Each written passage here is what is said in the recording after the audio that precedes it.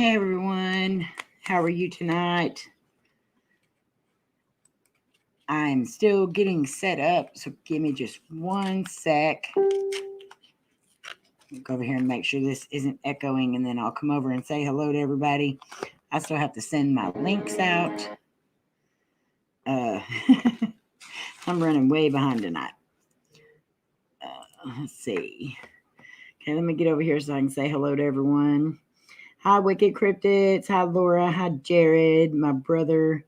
Hi, Cletus. Hey, Bama. Hi, Sam Jr. Hey, Batrican. Let's see, Laura.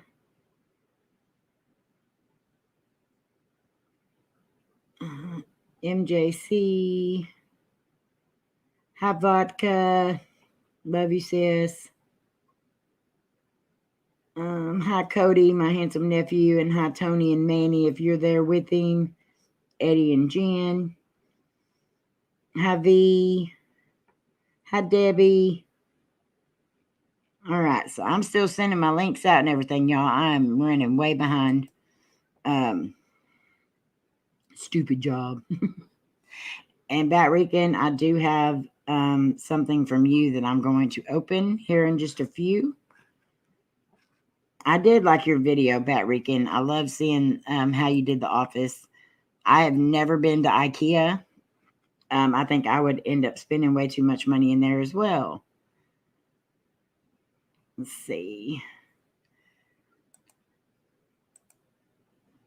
Okay. Let me go over here and send this link out real quick, y'all.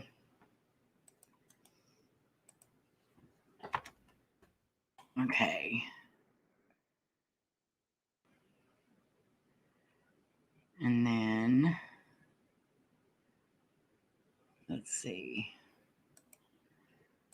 All right. Hi, Brandy. How are you?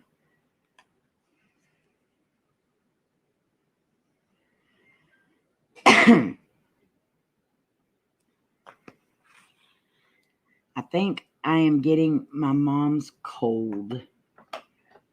I hope I'm not. I'm hoping it's just allergies, but yeah. Let's hope anyway. How is everyone doing today?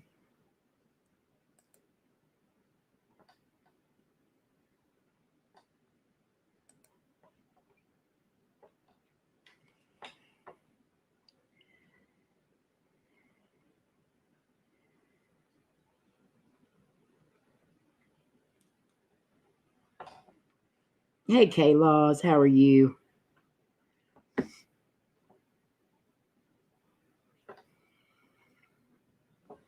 So I've got a couple of things to show that we've gotten in the mail. We're going to chat with my sisters when they come up here. And then here in just a little bit, we're going to be interviewing Trinity Para-Cryptid Research. We're going to have Tex, Jason, and Bigfoot Rob up here. So I'm excited about that. Always fun to sit and talk to them. Hey, Troy and Marnie. Y'all are going to have to bear with me tonight. I am seeing cross-eyed. A little tired. May end up having to work out my live stream schedule a little bit because I don't know. We'll see. We'll see how it works out.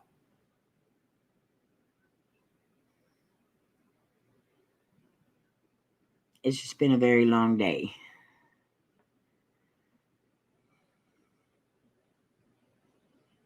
That's good, MJC.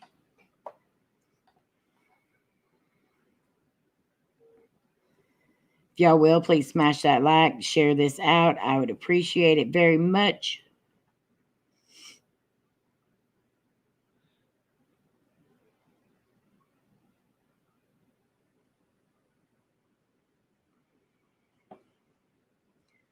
Somebody come take the rain, please. I was saying that last week, Vodka, and then it hasn't rained anymore the last several days, so. But come middle of August, we'll be praying for rain. I actually love summer storms, the big, big, big ones that make a lot of noise, and as long as no one gets hurt. But yeah, I do love summer storms. There's my Twinkie. Hi, Twinkie.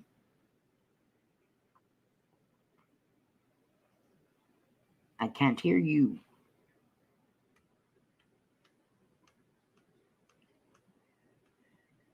You're muted. Hi, Halloween Karen. Yeah, they do me too, Batrican, but I can't hear the storms down here. Twinkie, Twinkie.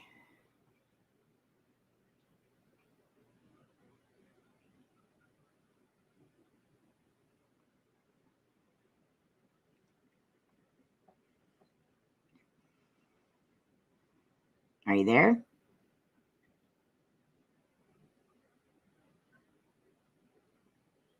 I can't hear you, Twinkie. And there is Jared and Laura. Yo, Howdy. what's up, everybody? Hello. How are y'all? We're good. How are y'all? Doing good. Good. I can't hear Twinkie Tired. though. Oh, now I Can you hear me now? Yeah. I don't know. Stupid computer. Amy. Yes. Oh, you got You it see on. it? Good. You see it? I see it. I see it. I see it. I still haven't seen seen that it. list. I need to. I was like, well, she'll send it when she's got time. Yeah. Twinkie, I know you're busy. if you can hear us. Yeah, and then I realized after I cleaned this table off of stuff that there was like 2 or 3 bags that I didn't put in there. So now I'm gonna have to resend. It's okay. I got a little package today from your mama. And I From didn't my think I was mama? supposed to get one. You weren't. I got one. Well, do you? Hi, Brandy. Well, Hi, I Bama. Brandy, don't know if she what's sent you up, the other Bama? pearls or not. No. It's pearls and it's the dog paw. Oh, yeah, that's why, because she sent you an extra one for Wow. Casey. For Oh. Casey. Okay, I didn't know. I was like, Yeah, because she heard me saying I felt bad that we took all of the ones that you won, and so she said she was going to put one in there for Casey. I forgot about that. But I wanted to do it for you, Layne and Coty. Well, we know, and she wanted to do it for Casey, so. Hi, Sheriff. Hi, Hey, Sam. Sheriff. Hi, Bessie. Sam, what's up, broski? Hi, I have Melissa. mine. I just took mine off and put it down right here because I was trying to brush my hair out and I kept putting the brush on it and I didn't want to break it. But that's what Twinkie got me for in memory of Layla. Jay, what's up? It's so pretty. That's awesome. I wear it every day. Well, I won big time that night, and I ended up winning 3 of them. So I gave one to her, one to Layne, and one to Coty. Yeah. Coty. Hey. Duty. Hi, Melissa. Duty, sweet but Hey, Coty. Babe, how are you? He will forever have that nickname now from me. Yeah. He will forever be Duty. You'll forever be Duty. I see, that's so funny because my uncle's nickname was Duty. Oh. Yeah. Well, Angus's nickname was Poot, so we got a Poot and a Duty. Let me grab something real quick that I didn't grab before. You better grab it softly. Okay. I'll be right back. Okay. So what's everybody been up to? Sam, congratulations on that 100 mark. Brother. Oh, yeah. Give you that. Batrican, what's up, brother? Now that you're at 100, you need to change your name to Butternut. Butchki. Hey, Batrican. Batrican. But Hi, April. Melissa. April. Sam got 100. Yep. Yeah. Yay, congrats, Sam. His name now needs to change to Butternut. That's what Michael fishes with when he fishes. Is butternut. Butternut. Well, Sam, What is I didn't know you butternut? knew everybody already. Hi, Doris. Hi, anyone that I missed. I'm sorry. Hey, Brandy. Hey, I can't Doris. notice you right Hello. now.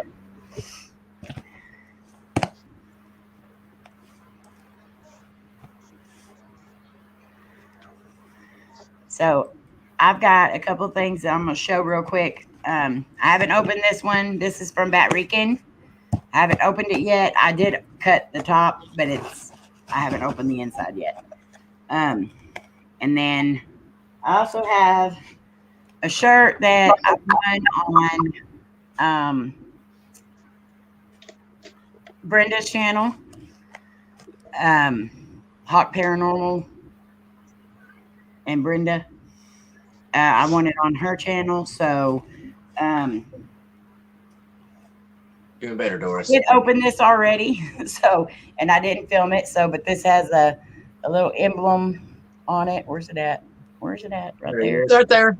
There you go. Oh, Squatch. Bigfoot. That's cool. And That is cool. let me try to. The back of it, it has her logo and stuff on it. Brenda Hawkins. Cool beans. Yeah. So yeah, that's cute. That's cool. So I won that on her channel. So thank you very much for sending it. Congratulations on winning. Right Thank on. you. Thank you. Thank you. Lucky She number. always has a lucky horseshoe. I do. My lucky number is 11, and I seem to always win with that. So I never win Kobe. ever. Hey, K-Laws. What does that say? I'm working on my 5. Empires of the Lost with Toby. Hello. So I got it. Hi, Kill Hut. Got a package from Batrican. So I'm not going to show Hey, you. D, how's it going? Hey, D, what up? Ow, ow, ow. Twinkie, it's the key to the island. It's the key to the island. It better come with alcohol.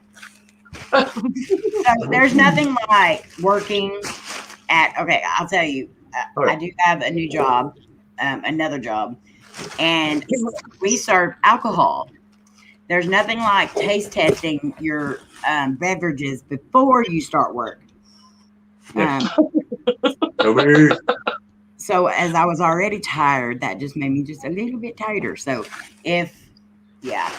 maybe a long night, y'all. So I got bubble wrap. Yay. Oh, that's big bubble wrap. Lots of fun. It's not That was a popping. bubble. I'm trying to help. Bubble wrap don't pop. Twist Step. it. Twist it. You better twist it softly. Here's a little something to show my appreciation for accepting me into the family. All Aww. a stuffed bat. Is this a real bat? Gonna open it up. He's gonna pop out in his PJs. Oh Lord.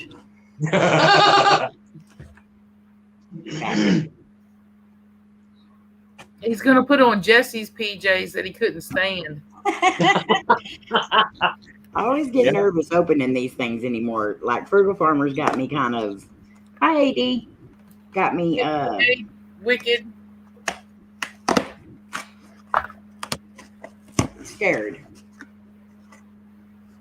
Sam, say something. Aha. I can already tell I like it a lot. Is it? Aww. Yo, Oh, that's so cool. logo. That's pretty cool.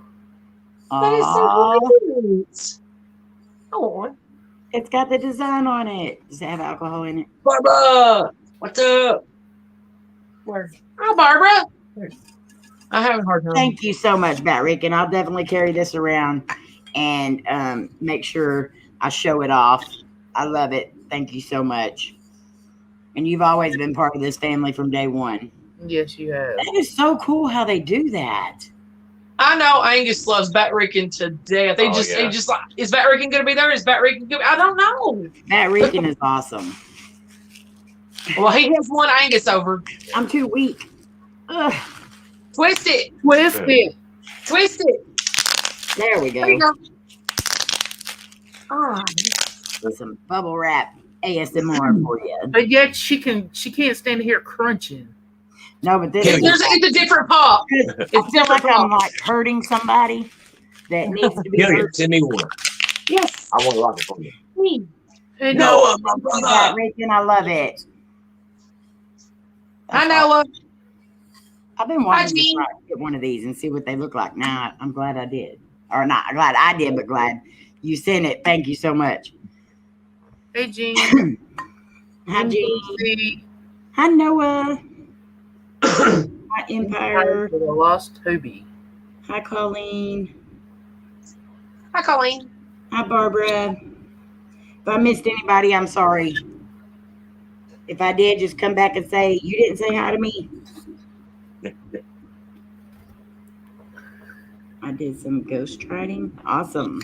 Hey, Is Batrican even still here? I haven't seen him. Okay, Melissa, I will. Batrican.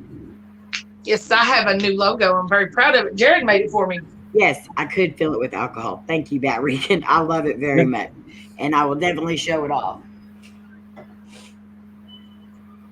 I got this for Batrican. Alcohol not included. That's awesome. I love it. AD, where you been in for so long? Fine. I ain't seen you in forever. I'm so glad he's back. He put up a video and I went and watched it and I told him this was the best notification I've seen all week. Yep. So glad to see a notification from him. Yeah, we moved quick in here. Do we call you Toby? Is that okay to call you Toby? Toby. more like Dr. Pepper. Yeah. I It'll definitely have a don't lot blame you, of DD. pepper in it. Hey, Fallen Angel. I know, he just said. Thank you for the Another- shout out this morning on Twitter. Loved it. Would you just let me do this? I know who people are, thank you.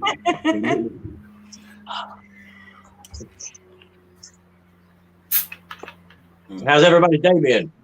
Hot. Long. Yeah, I hear you there. Actually, I've been freezing all day. Twinkie texted me. She said, "Are you home yet?" I said, "I literally just walked in the door. Yeah. I've been home about 20 minutes." Hey, Magic Angel. Angel. Yeah, it's definitely been a long Hey, day. Dee. I loved it. If I had to work extra jobs, it would definitely be for the people I'm working for. I love them to death. Best bosses ever. Yeah, K-Law, prayers for you, brother. I mean, I remember when I lost my grandpa, man. I mean, it took quite a while for me to get over that. Yeah. I feel Very you, bro. sorry for your loss, K-Laws. Sending lots of love, hugs, and prayers. Hey, Fallen Angel. Sheriff. I was better, but I got over it. I have 2 jobs, hate them both. Can you go tell them right now?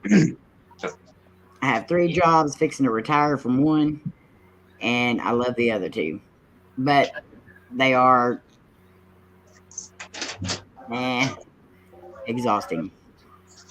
I'm off for the next 3 days from my other job. Even if they call to ask me to work over, I ain't answering. I'd hop in. I saw that. That was very fantastic. Good But I job. got to work the second job tomorrow.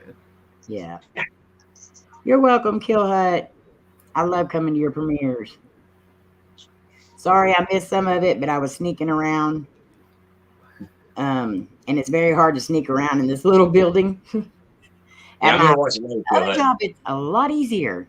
Okay, so Kill Hut did a really good job on this video, guys. If y'all haven't seen it, it's a side-by-side view. He's got the one camera that he keeps putting underwater, and then the other camera that he's filming, and so it's a side-by-side view. Oh, that's so cool. This man keeps getting on the edges of all these daggone high cliffs, and then he just dangles us over them. Well, I know I'll probably fall off something when I'm watching it, but I'll watch it. Well, that last one, I thought he was going to fall off of. Yeah. Good night, Duty. We love you too. Babe, love you. Good night, Doolittle. Yeah, it's on my to watch list, Kill Hut. I think I Kill have Hut so does that on much. purpose. Jan, what's up? Hi, Jan. Hi, Jan. Y'all work. Y'all work, y'all. Yes, that's a word. That's then come on here and support all of us. Y'all are awesome. Wouldn't have it any other way, AD. Y'all are our family. Oh, Noah, thank you so much. Love you too. You're awesome. Oh, you just. What the heck? What? The light. What do I do? Maybe let's see. Nope. Yeah, let's just look up. Look. The lights went out. There it goes. Oh. Everybody go over and show Noah some love. Yeah, Noah's epic, man. I got to get over there and catch up on his channel. Yeah, one of these days we're going to meet up. We already got it planned out. Nice. Rockin' collab. That'll be awesome to see. And I'll be there in the background, man. Hey. Just pop it in. Hello, Ski. That's what I do. And we love you for it.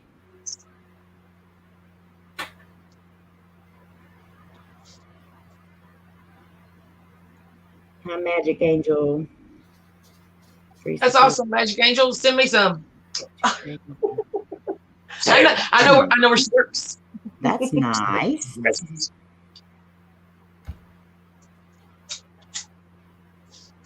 Hello, Ski. Hello, Ski. Hello, Ski. Yeah, that's good. Hello, Ski. Whew. So here in a little bit, we'll have Tex and them come up.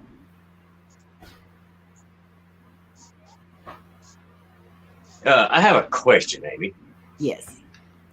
Whenever text comes up and everything after the interview is over, would it be cool if I told him about our experience we was telling you about with the big ginormous footprint? You can tell him about it anytime you want to. Cool. Ooh. Well, I've been wanting to get a hold of him and everything, but I know he's been really busy lately, so. Yeah, you can definitely tell him. We're going to have Tex, Jason, and Bigfoot Rob up here. Awesome. Not our Rob. Not our Bigfoot Rob. Yeah. The other Bigfoot Rob. Bigfoot Rob.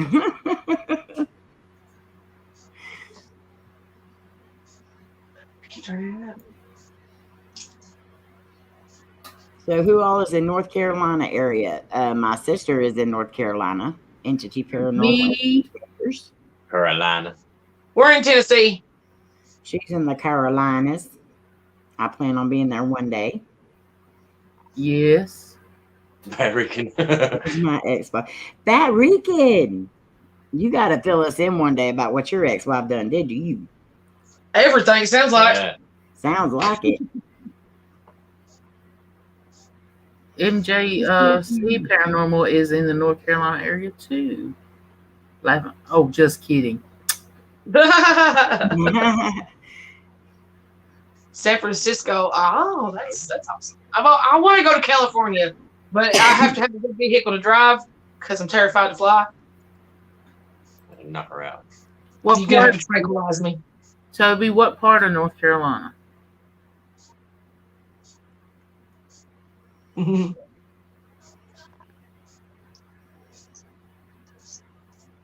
Brandy, you're not that far from us. You need to just come on over and visit.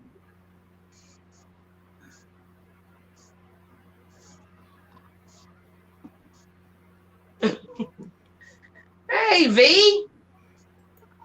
Hey, yeah, I definitely want to visit Arkansas. I want to visit everywhere. You know, it's neat to see how many people in here are we're just spread out everywhere, but at the same time, a lot of us are really close. Yeah. I'm Everyone just put like, your state. Everyone put your state in. I'm Texas. I'm just going to say it. I ain't got it. Tennessee. Y'all don't want me to turn this camera on. Yes, I do. You don't. yes, we do. No, you don't. I look. I look like I'm stoned. Beautiful. Look, You're beautiful I too. look rough. Look, y'all are both beautiful. And I You love you. always look beautiful, Twinkie. No, I love you, Twinkie. You always look beautiful. Angel said, I had a dream about you and Jared the other night. I don't have dreams very often. Well, glad I could be of service. Well, wait. Was it a bad dream or a good dream? Because if it was bad, it wasn't me. Love you, Barbara. Thank you so much for coming in. Toby, you're not that far from me at all. We got I'd say Virginia, Tennessee, Arizona, See, Virginia, Tennessee, North Carolina, that's all right here together. Chicago, North Carolina. Toby, do you know where Statesville is? Dorsey's in Michigan. I knew that. We hope that you do, Vodka. Yes, Vodka needs to come this way too. Bama's from the state of Iowa? confusion. We know where you're at, Bama. It's in your name. Bama, where he is located is a mystery. We don't know. State of confusion. Oh. Why are people scared to fly? Because the plane's gonna blow up. I know you do. No, it's not, Twinkie. Hey, no problem, Sam, brother. Knowing my luck, my plane would take off, and that's when like Santa's reindeer are gonna be out like test flighting, and then we're gonna actually hit a deer in midair. Yes, I said that, Laura. Okay. She can read my face because I just.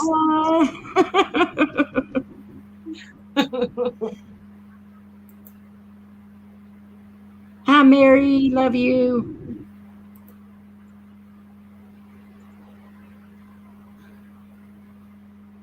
Mary! Mary! Meredith. Mary, love No, you, they will girl. be here soon, Meredith.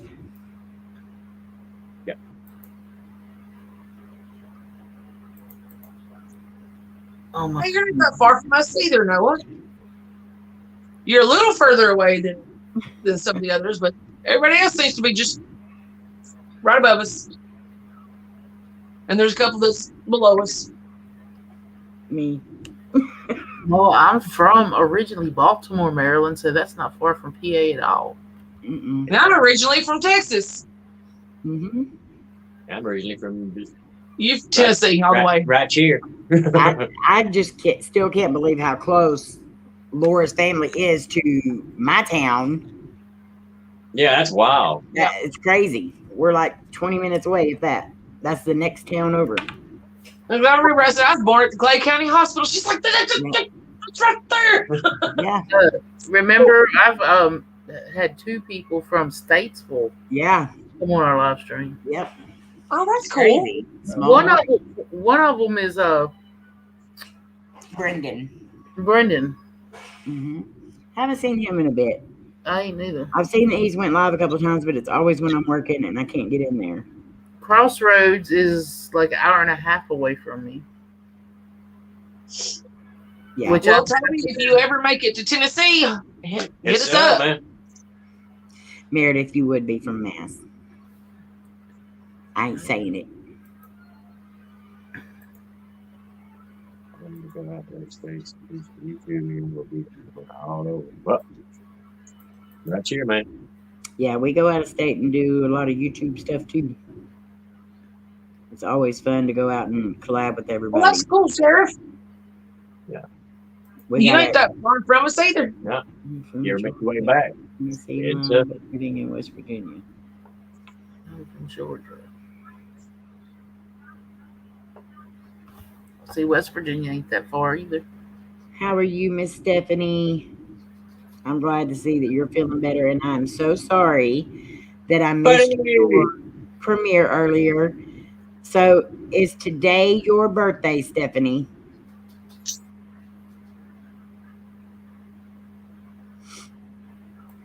Massachusetts, Mary. Mass is up north, Mary. Massachusetts. You have a hard time saying He said it better than I do. Massachusetts. Massachusetts. No, there's no T at the front of it. Yeah, dude, Massachusetts. You just hush. Just Of stop. course, Lynn would come in right then. Hi, Lynn and handsome Seth. Hi, Lynn. Hey, Lynn. Okay, so we missed it anyway. So happy belated birthday, Stephanie. Oh, Hello, Slim sorry, Cat. by 20-something days or 10-something days. I think High Point is like 40, maybe I used to live in High Point. 45 minutes from me. I'm not sure if it's even that far. I used to live in High Point and Greensboro. Twinkie lived near me, about 45 minutes to an hour from me, but we. I did. I worked at the Ashley Furniture Factory. I hated that job.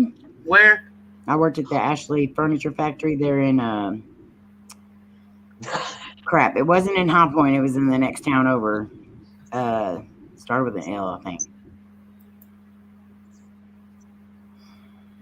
It wasn't Ashley Furniture either. It was. I think. Well, that's a whole, but that was a triple negative there, AD. That's some real good English. I ain't ever not lived in Arkansas. That sounds like something I would say. That's a double negative. That was a triple negative. I think it starts with an L, Twinkie. I'm gonna look.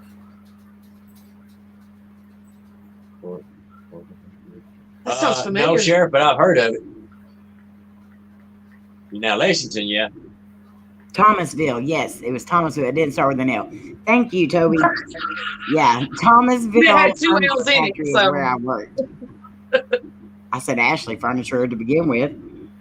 It's okay, Barbara. Barbara, love you. Hope you feel better. I hate headaches. Oh gosh, I have a headache about every other day. Yep. I don't even want to talk about headaches. The L was no. There was 2 L's at the end, AD. Yeah, the L was. Yeah, that's kind of like looking up grandfather clock. I did when they put the what's that crap called that you put on the stain? After they put the stain on it, the furniture would run in front of me, and then I would have a cloth and I would dry, wipe off the excess stain. Hated that job. The real girl, you were real good, didn't it? I worked in a furniture factory. I had to put the little stopper things. I had to take them in after they would put the screws in. Yeah. I'd have to put the little things over the top of them with a little rubber mallet. They rolled down to me, and I'd do. I hated it. I used to work at Bassett Furniture, and we made baby beds and changing tables and all that. And I met Slim in the dip room, the steam room. Yeah. Shayna. Hi, Shayna. Sorry. Shayna. We built, let's see, dressers because he worked there too. I did the cat. That's what I was doing, wiping the stain off dressers. We might have built them dressers. We don't know. Hello, all you beautiful people. This is the furniture capital of the world. Yeah. And I also worked at Craftmaster. Gail, thank you for coming in. You're not late. Yeah, what's up? Hi, Gil. Love you, Cody, my handsome nephew. Hi, Shayna. Cody, what's up, brother? Love Hi, you bunches, Cody. man. Turtle the fam. Hello. Turtle. Hi. Love you. Turtle. Turtle. It's good to see Sheriff, you. I've always wanted to see the chicken mog battlefield. Oh, green eyes. I'm sending text the link, so I can't see the chat right this sec, so I'll be right back. Okay. Gotta straighten my leg out. Move your hand. Coming through. Gene said we have an Ashley Furniture store in Upper Michigan. That's cool. Ours is Babcock. That's where I got my refrigerator and stove from. Babcock. There's Ashley in Murfreesboro, though, I think. Yeah. You're good, but how about yourself, brother? I'm alive. Look what I just got today. Where's that? Look at there. It's a small world after all. Hey, buddy. Congratulations on your 800. Hello, cheese freak. Hi, Ginger Snaps. Oh, I like these. I like cheese. Sorry. My computer's not wanting to work. Every time I hear that, it reminds me of, I think of Nubs. I like turtles. Nubsy Wubsy. Hey, no. Where's Nubsy? I didn't see. Are Nubsy. you in Tennessee? We are in Tennessee. We're in Middle Tennessee. How come I can't see Nubsy? Well, He's we not- was just talking about him. Yes. Oh, okay. Turtle. Oh, I You know how thought Nubs always says, I like thought- turtle? Yeah. Okay. I was thinking I couldn't see him. Jenny! I'm so glad to hear that, sis. I saw your text. Cool, sis. Oh, Yay. his aunt and uncle got tested. They have COVID. Lots of prayers for them. But they're not like, Yeah, It's- my aunt said, it's, she said it's weird. She said she just feels like she just got a bad sinus infection. yeah. Mhm. So she got Which now the the, doctor told her, there was a lot of different strands of it. I know the Awesome trend we idea. got. We lost our taste, our smell. We lost weight, but we were sick. I need a case of COVID real quick. We were thinking, I need to No, lose no, too no, much. no, do not. No, no, no, no, no. You do not feel like eating. And what's going on with my That's all I want computer? to do. That's why I'm fat. You're not bad. I'm fat. You're not bad. No, you ain't. No, What's you ain't. this? That's a cuss word to me. Don't say that. Well, what is this then? Overflowing of sexiness.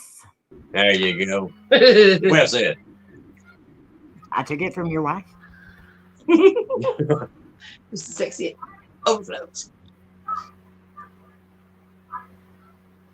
Shayna says she lost sense of smell and felt like a horrible flu. Yeah, I felt really bad. Hey, Strange Strange That Man. was a good movie. Strange thing was in D. Snyder. I loved that movie.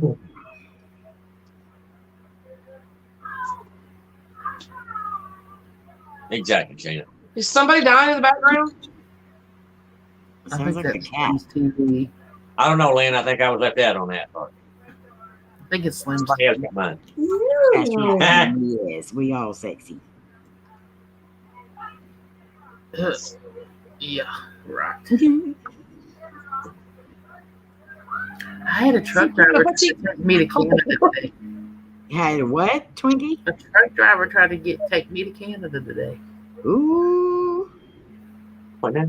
I just had to pay my butt cheek. It just hit me all of a sudden. It was like, pow! Twinkie And it don't hurts. be taking off with no Canadians now, you hear? Nah, that Oh, ain't. thank you, Jenny. He made it for me. Yes, I'm your proud of it. logo is awesome. It takes a long time to do that stuff. Yeah. Good night, It AD. was. Good Night, AD. Love and Night, hugs. AD. Much So love glad and you're hugs here. to you, my brother. Stay awesome, brother.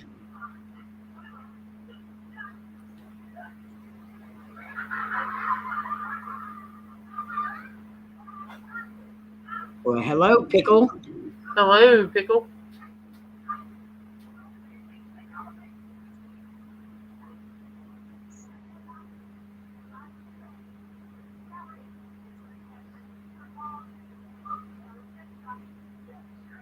Debbie, how are you doing?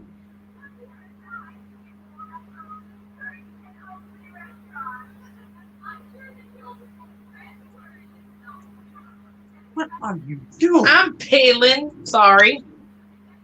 I tend to peddle. That worked, really. I'm sorry. No, I was confused. I study real hard when I get confused. Pickle, that's that when we said hi, Pickle, that was the first time we seen you come in here. Yeah. Yeah, that's what I'm saying. I didn't know who Pickle was, or I would have said hi to you. Thank you. Okay, well, bye.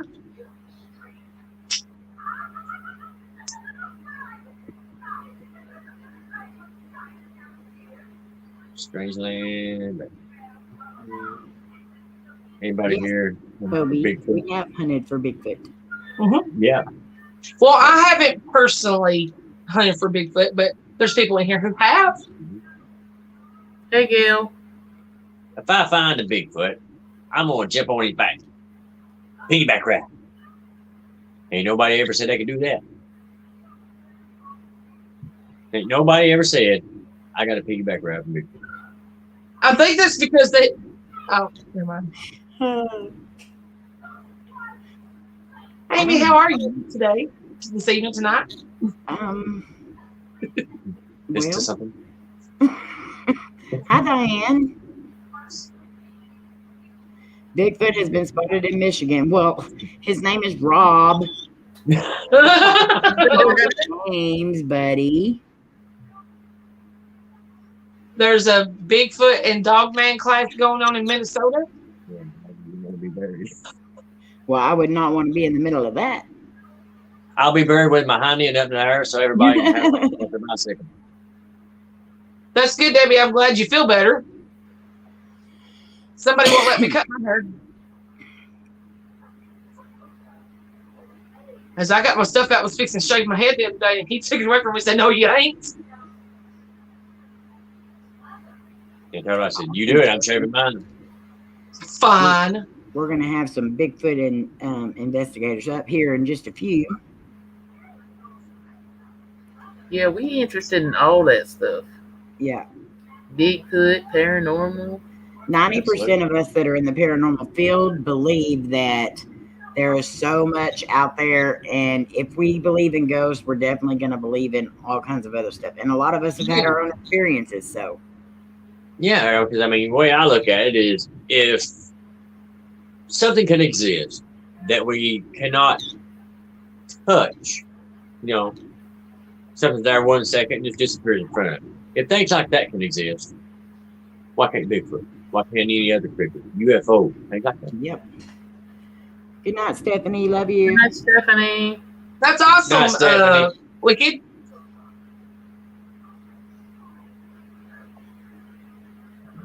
I love anything. Is it supposed to be It's so awesome. wicked? Whoa, wicked? Amy, let's see. Bigfoot, Rob. Michigan Robs. I sent it to text. What is your email address, Rob? Let me make you a mod on here. So you Somebody else said I'm going to hunt for Bigfoot, but not really. can you send me your email, Rob? We are too, Toby. What? Exactly, Noah. The way I look at it is, if we are here, why can't something else exist? You know, go back to the Right. Okay, y'all just We gonna have to believe sit that dinosaurs existed, but we never seen them. I mean, look at it this way. I'm just saying. Aliens could be flying over, looking at what the world is that? But then they'd see Cletus and they'd be like, "There, Cletus." Okay, Oh, so- we probe him. Oh, my Lord. Cletus and Jared both had me rolling all day yesterday. Like, they literally came in every chat that we were in and they sat and argued and fought. And did Cletus ever get in trouble for stealing that car? Well, everybody will find out. I'll put it that way. I was That's suffering crazy. from unconsciousness pretty much all day yesterday. I would wake up, sit there for a few minutes, and I would start falling back asleep. So I that's couldn't what it live life was. yesterday. I don't know He what was was the unsupervised. My brother. Hi, Patrick. Patrick. Dirty Dan. Okay, I got it. Thank you, Laura. It's a mess right now. Let's see. And this link copy. Yeah, that'd be awesome. Hey, Matt. Man, my broski. Okay, I sent it, Rob. Oh, Lord. Hi, Matt. How are you? It's echo from the mic. So No cute. grass today. So you're in a really good mood tonight, Patrick.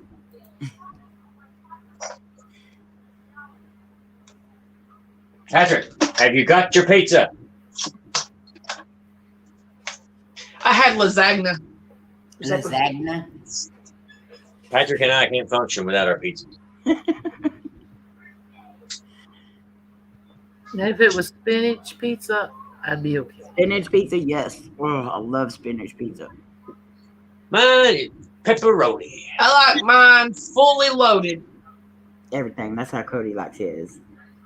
And I mean everything. I sent it to him, Meredith. Okay, Rob.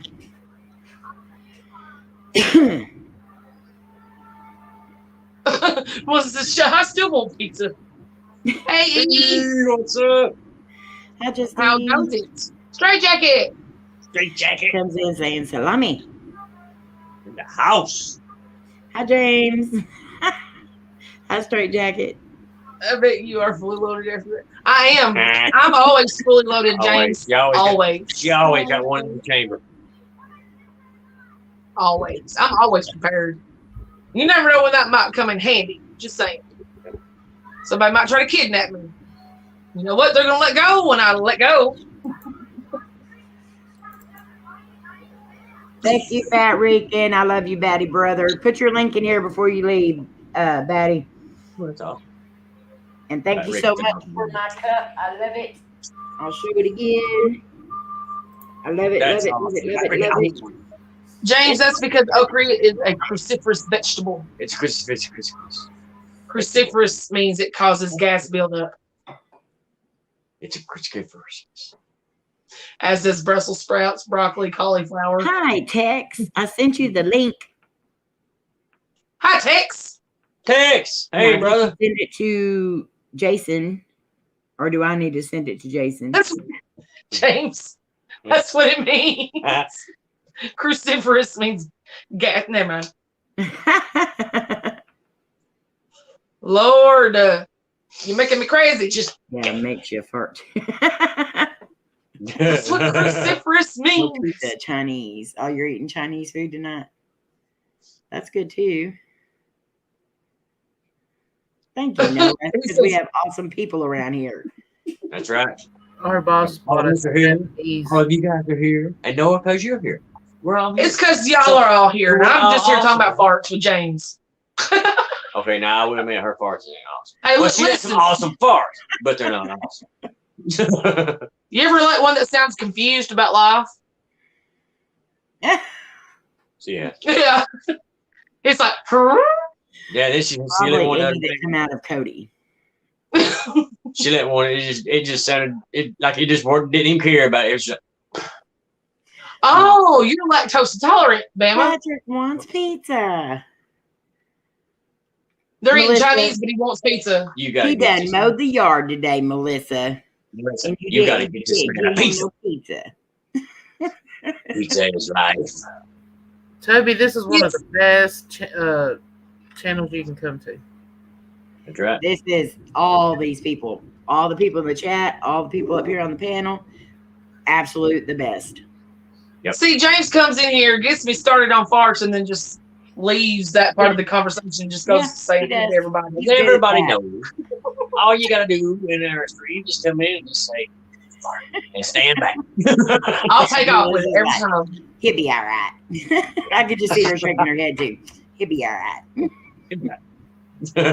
Bless it. All right, If I buddy. could, I'd send you a pizza. Love you. Marco's Pizza. Marco's Pizza. I've never heard of that.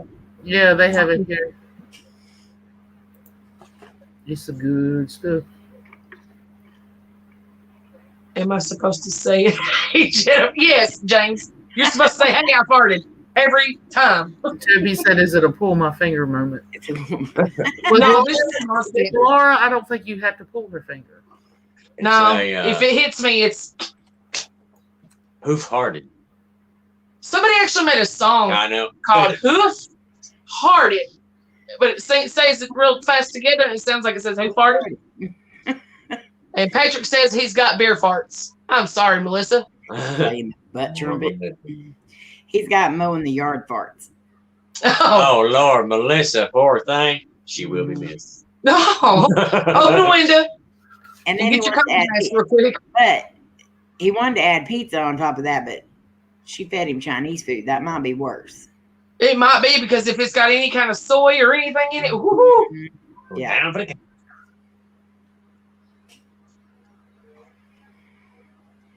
There's a race What's a racehorse called called Who Farted To. Oh no. Could I you love it. imagine having to announce that? Second place. I've been around long enough for everybody in here to know I'm gassy.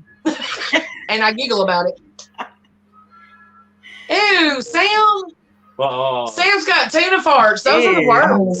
No, Ew. Sam. Tuna farts, yeah. Ew. Ooh, granola. Granola farts are even worse than tuna farts. They smell like death. James said, Laura, if you know what we call a pooter back in the day, you might not say that. He's not talking to me. He's talking to the other Lord because she says she's got a fart pooter. Pooter. Not Boiled me. egg farts, no. Okay, so Cody and them used to think it was a good idea to drink beer and eat pickled eggs Ugh. together. No. There is my brother Tex. How are you? Hi, Tex. Tex, how's it going, brother? How's it going, guys? Doing Pretty good. How are man. you? Hanging out. Good, man. I hear we are talking about explosive eating combinations. Well, you know, if it's one of our chats, we have at least talked about it once. Well, I've Yes. always I do said, apologize. you know, James brought it there's- up. What? You know, in everything we do, there's an art to it, right? Mhm. And building the perfect fart is an art. You know, and it's not just because they rhyme. It is a chemical masterpiece. So you have to have the right amounts of beans. In my case, it's black beans. I love them. They hate me. I know Boiled that eggs. feeling. Yeah, boiled eggs for ripeness. You know, and you have to have the beans just for the what do you call it? The Explosive effect. Foundation. no, because I Rip think roaring that goodness. any of these ingredients alone will cause that. So I think it's quantity. So you know you have to have the beans in there for quantity.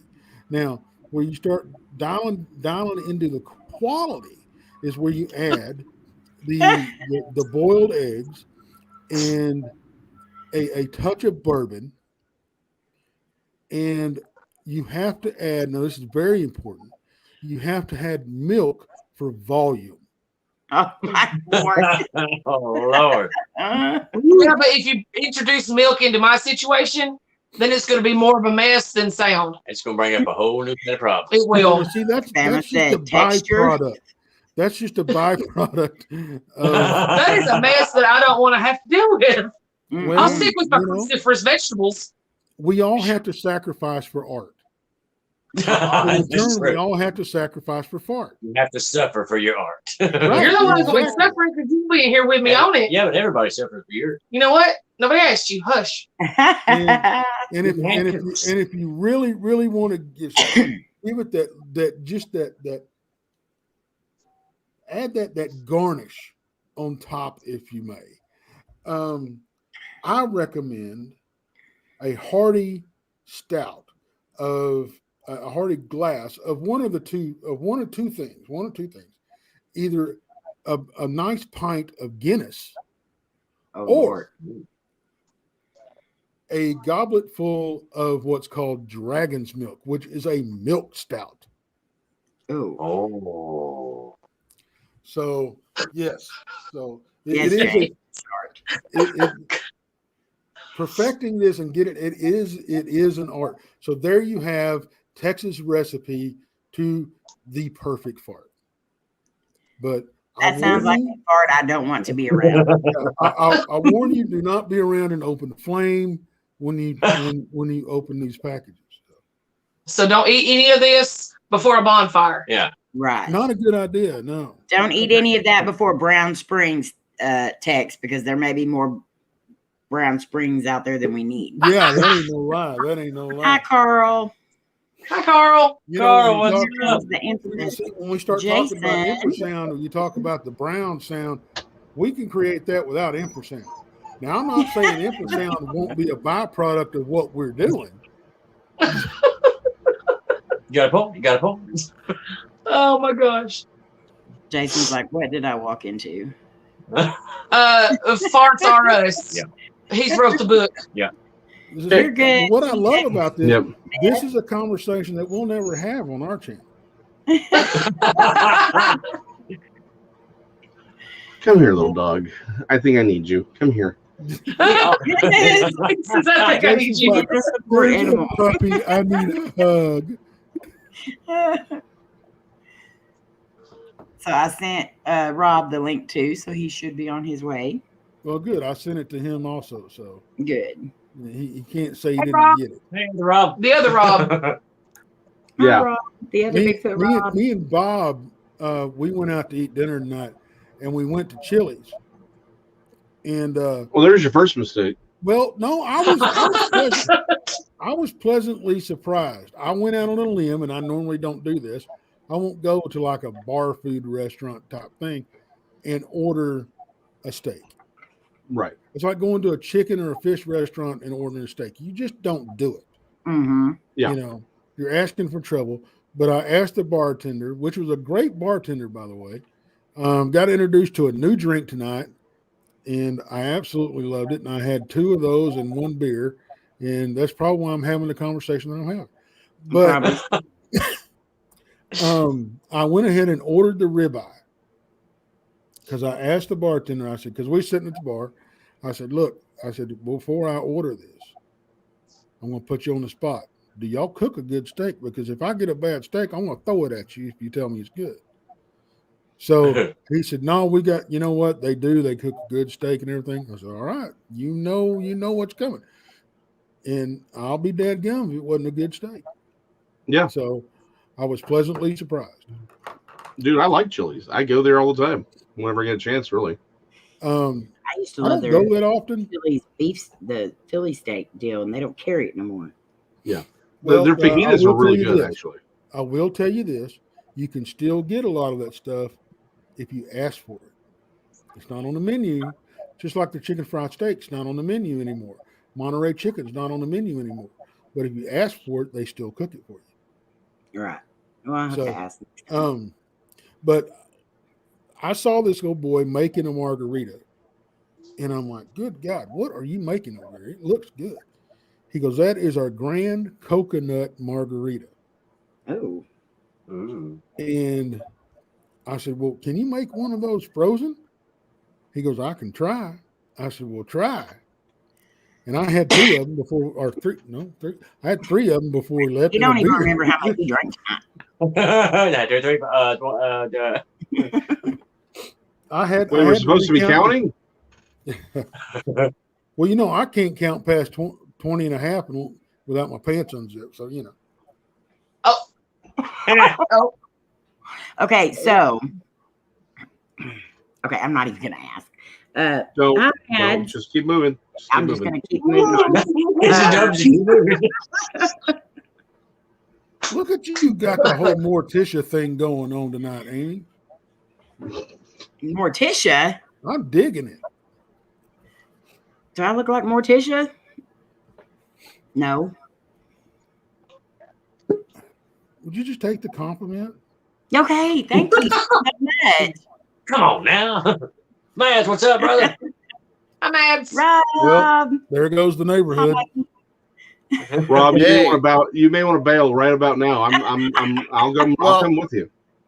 Well, you know what, Jason? I was just listening, and I heard that Tex and Bob went to Chili's and he ordered a steak. Mm-hmm. I don't know, and I heard you mention the fajitas and everything else. Now, when I get steak, I don't go to Chili's. So I'm glad to hear this, Tex did get a good ribeye. Still, though, man, I'm with you, Jason. I get like the fajitas. I would not order meat out of Chili's. In fact, my last experience there was not a good one, and I caused a scene. And I normally don't. As you know, I'm pretty laid back, and I probably will never return to Chili's. Well, Just saying. now, You're You banned have from to the Will Woolworths. they allow you to return to Chili's? I don't know if it's that just that one or the whole chain. but you have to keep in mind, Rob, where you're at. We have better cooks down here. That's true. Yeah, I mean, come on. This is Texas. Even Jack in the Box employees know how to make a steak. Well, I give you credit. Texas Yankees don't know how to cook, except for me. I had a bar for 13 years, and I'm pretty good at it. But the reason, Tex, I sent you a text to text. I saw that. And I just booked you got my ass for like 2 weeks, October 6th to the 17th, because I'm coming down to Brown Springs, baby. Well, I guess it's a good thing that I talked that over with Bob today, and he is going to put you up. So outstanding. I didn't want to spend $1,000 on a hotel somewhere. Well, I got a cot in a tent with nothing else. I'll stick you in the backyard. Yeah. That's what I'm saying. I got a huge backyard. I got like at least 3 hobos I've buried out there. So you've got plenty of room. Well, the way I look at it this way: I got Tex, I got Jason, and I got Gary. So I got 3 buddies that I can shack up a couple days, and drive you all crazy. How's that sound? I already told my wife. I said, "Hey, Rob's coming down in October, so we might have to bunk him for a couple of days." She goes, "Well, I want to meet him when he's here too. So he can't stay with us, but I still want to meet him." She said, "Well, if she can't hide as many bodies as we can." Well, I would prefer to stay with the ladies, but I'll just shack up with the dudes this week. Hi, Mary. Hey, Mary. Who knows? I might even introduce you to somebody when you're here, Rob. You never can tell. I'm quite the man. All right, we'll see. Send you back to the Texas woman.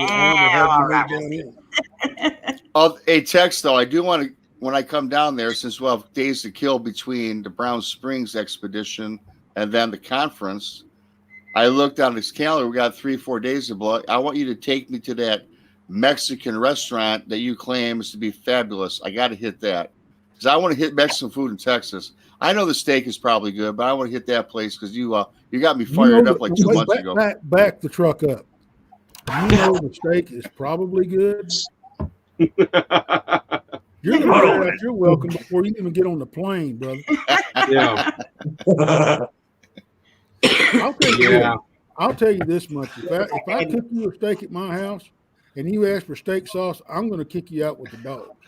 Hey, like I told you before, I do not use steak sauce. When I do a steak, it's 4 minutes on one side, 4 on the other. It's about a 2-inch steak. It's a T-bone ribeye. Boom. And I use my own rub, my own little ingredients. As I said, come November, it won't be done in October. I'm going to send you and Jason some of my sauce and my salsa and my rub, and you guys will like that.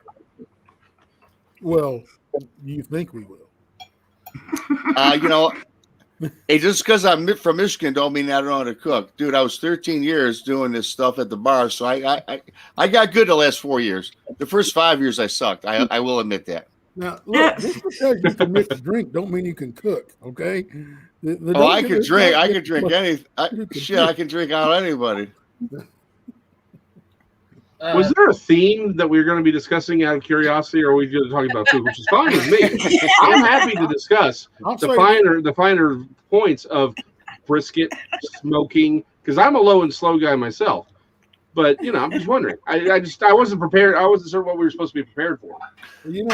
Before we get off the subject, I did introduce Rob to Texas whiskey. Yes, he did. Yes. I sent him a bottle of whiskey a few weeks ago. Yeah. And in Texas, as you recall, I sent you a video back of me and my brother and my nephew cracking it. And I tell you what, buddy, that was smooth, a little sweet, a little harsh. But, man, like I was telling my dad, he passed away 5 years ago, and he drank Crown Royal. And that's our shot we do every Christmas Eve. And my brother said, Rob, he goes, we got to say a prayer to Dad. Say, you know what, buddy? We found a new whiskey to shoot for you on Christmas Eve because that was a lot smoother. I think he'll appreciate it. In fact, by the way, thank you for that. That was awesome. Love you, brother. If anybody's wondering, it's TX whiskey, and it's made in Fort Worth. So it is a blend. They do have a straight bourbon, and it's good. Yeah, they do. But wait, I thought it could only be a bourbon if it was made in a certain part of Kentucky. I thought you couldn't even call it a bourbon.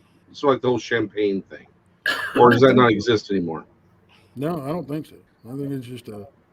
That's a good question, Jason. Bourbon versus Tennessee whiskey, or any, because they all say Tennessee seems in the bottles I buy. Hold on, we'll look. Where's my phone? Well, they used to be a thing. Like again, like it has to, like if it's not made in a certain part of France, it can be called champagne and properly. Well, I don't know. I've What's seen that? a lot of bottles that say Texas bourbon whiskey. So Yeah, I see a lot of that. And I think they call it champagne. Champagne. You know. Yeah. That's what I call it. Yep. That's what the Champagne. Stooges called. Yeah. Champagne. So here in a few, before we get started, Jared wants to share his experience with you guys and see what you make of it. Yeah. All right. So I say Muppets. It's Real quick. Okay. Bourbon. It's a type of American whiskey, so it is specific. It's derived from the French Bourbon dynasty. So the name bourbon was not applied until the 1850s. Okay, so bourbon can be made anywhere in the United States. Okay, never mind. I guess that's a myth. So I mean, like it was made there, and it was sort of a big thing, but it's not like a law or anything. It's the process of how to make bourbon, which is a specific type of whiskey. All right, continue. We're good to go. we are done with the educational portion of the program. We are never done with the education. I did want to chime in one last thing, and we'll stop. My buddy and I, a long time ago, when we were 25, we bought a fifth of Jack Daniels. It was a special edition brand, and we said, you know what, our 50th birthday, we'll crack it. So on our 50th birthday, then of course, after I bought a bar and was doing this, whiskey, believe it or not, does not age. You can buy the same bottle of whiskey like Jack Daniels, it don't age. The things that age are like malt liquors or malt scotches. Whiskey, it doesn't matter. You can buy it off the shelf today and it tastes the same as a $25 bottle. So just a little FYI for you people out there. I didn't mean to turn this into an alcoholic thing, but it is what it is. His name is Rob. Hi, Rob. oh my Lord. Okay, so let's hear about you being attacked by the Muppets.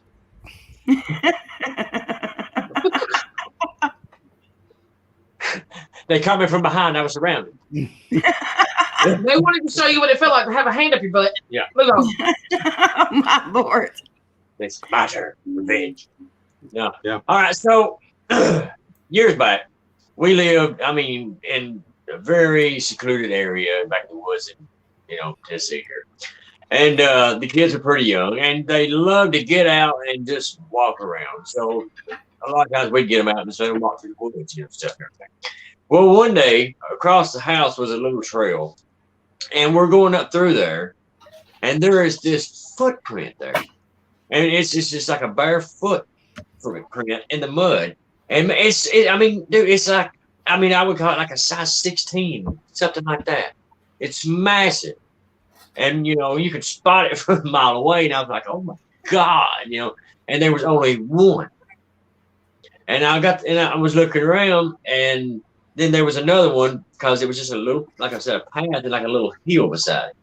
And then there was another one on the side of the hill. And I was thinking, oh my God, that maybe something jumped. I didn't know. Where it was either jumped or had one enormous stride. And, well, like I said, we just kept on doing our thing, thought it was odd, but kept on. And then another trail we used to walk off. We would walk down through there, and now, like I said, this is secluded. It was private property, and stuff like that. We walk down a trail, and as we're coming back, there is a little locket on like a little branch hanging over the trail.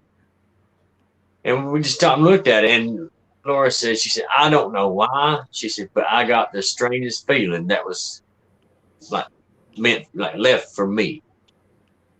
And she got it. And it looked so old and everything. It was like a little silver locket. It was like, what was it? An acorn? It was a little acorn. And And it was just the strangest thing ever. And at night, we would hear some of the weirdest sounds I've ever heard in my life.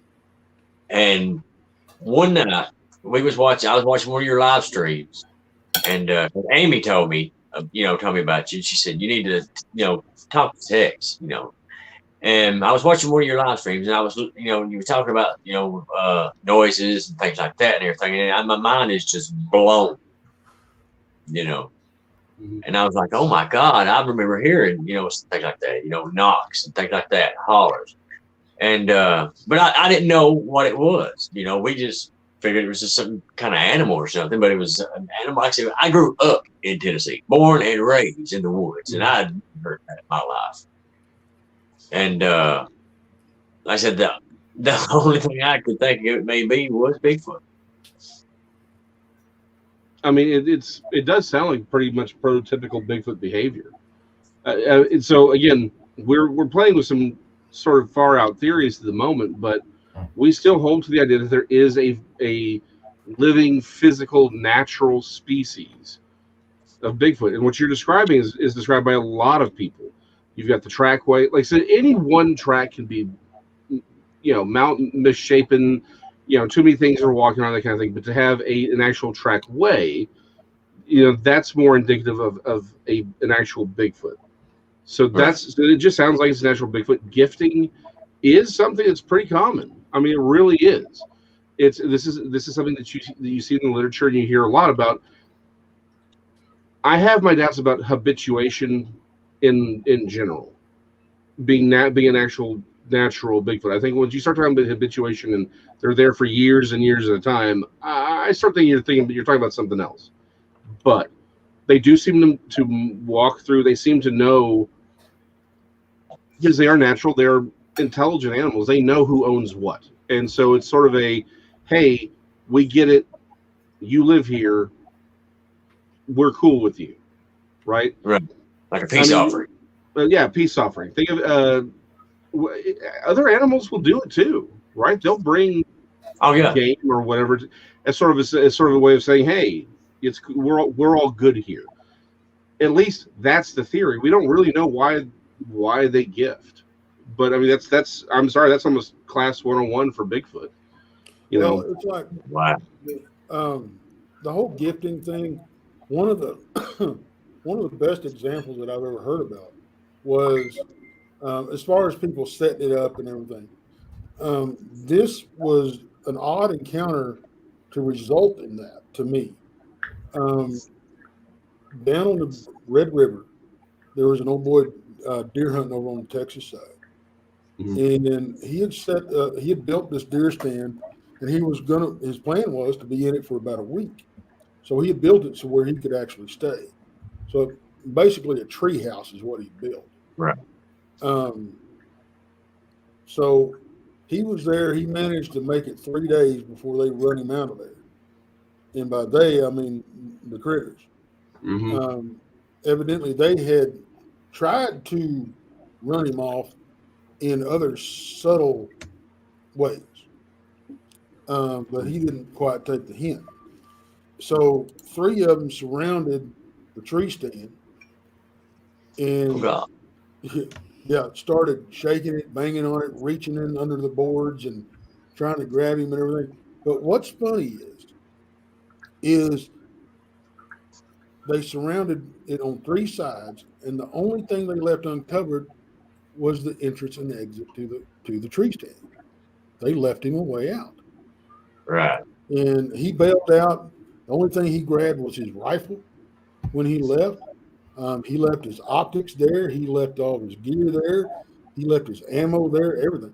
He bailed out so fast that he hit the bottom rung and broke it on his way down and ran. I think he was like 100 yards off the river where he had landed his boat. And they escorted him out at a full run. And he swore he'd never go back in the woods again. And he was even offered, look, we know where this is. We'll bring your stuff because I don't want it. They can have it. But when the other crew which DDoS is a part of. The dadgummit, I never can remember this guy's last name, and he's famous in the Bigfoot community. He's the one that got hoaxed by the cop with the rubber costume and all that kind of stuff. Oh, I know who you're talking about. I can't remember his name either. Yeah, it's an Italian name. He's from New York, but anyway, Too many jokes. When they discovered this tree stand, and then they went through the process to find out who it was and all this kind of stuff. But when they found the tree stand and they looked inside of it, the first time there was a bag. He had, like, some people keep their ammo in the box, some people keep it in a sack. He had a sack of bullets that they found the first time they went up there. Well, the next day, or maybe the day after, they went back, and it had been replaced. The bullets were gone, and it had been replaced with pieces of wood. Oh, wow. So, why they do this stuff, we don't know. And they do it under all kinds of circumstances. I think maybe they were saying, we didn't hurt him on purpose, but we took away what we know will hurt us. Right. I don't know if they know the difference. Some people will argue they do. But I don't know if they're intelligent creatures, don't get me wrong. But I don't know if they know the difference between a camera and a gun. Because we're doing the same thing we're doing the same thing. They emit the same lights. If you got a night scope, we're aiming it at them. Right. So, and that again says why they're so camera shy. Maybe they think it's a weapon. We don't know. Very possible. And some people will argue that they talk to them and they say, no, they know what we're doing. They just don't like it. And they vibrated at different frequency, and the list goes on. But that they're just a naturally out of focus animal. Yeah. Right. So, but I do believe that you had critters around for sure. I think you were on the right track with, no pun intended, where you said it jumped. Because I think they'll do that on purpose to throw you off the trail. I think they'll use trees, they'll use rocks, or they'll jump a long way, Right. And you said that second track was on the side of a hill? Mm-hmm. Well, he could have jumped up there to, get on top of the hill. Right.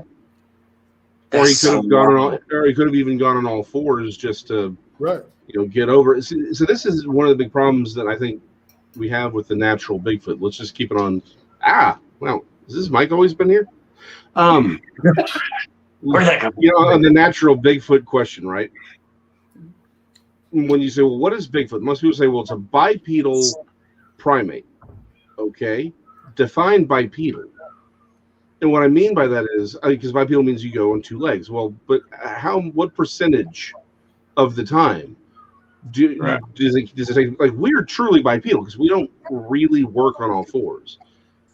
There's no reason. I think there's so many stories about them being quadrupedal, or when you walk up on them, they stand up, right?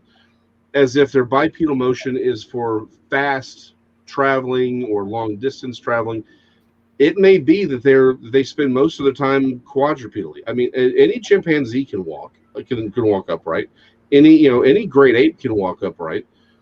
It's entirely possible these creatures aren't necessarily bipedal the way we think of them. That they may spend most of their time on all fours. So I've often wondered if a lot of these, it's like, well, I've lost the trackway. Did you lose the trackway, or did they go on all fours and now you don't recognize their sign because you're looking?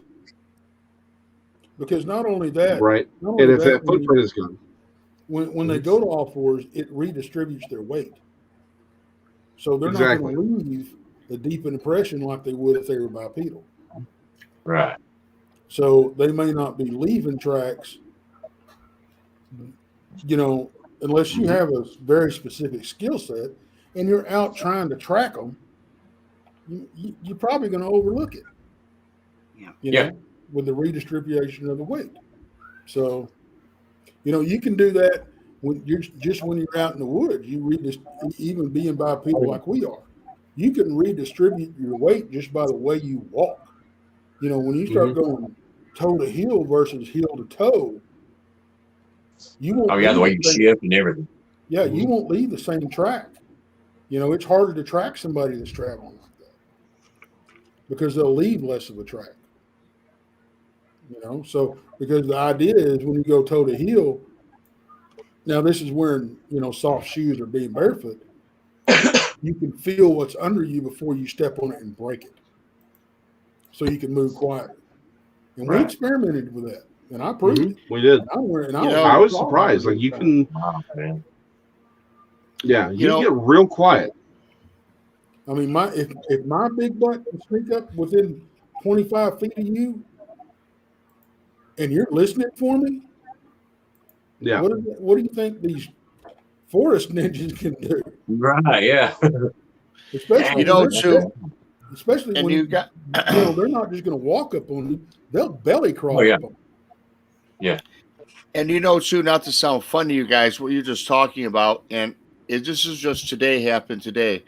In text, what you just brought up and yourself, Jason, and no kidding, I have a garden in my backyard. It's relatively good size. It's about 10 yards by 10 yards. It's pretty deep and so on.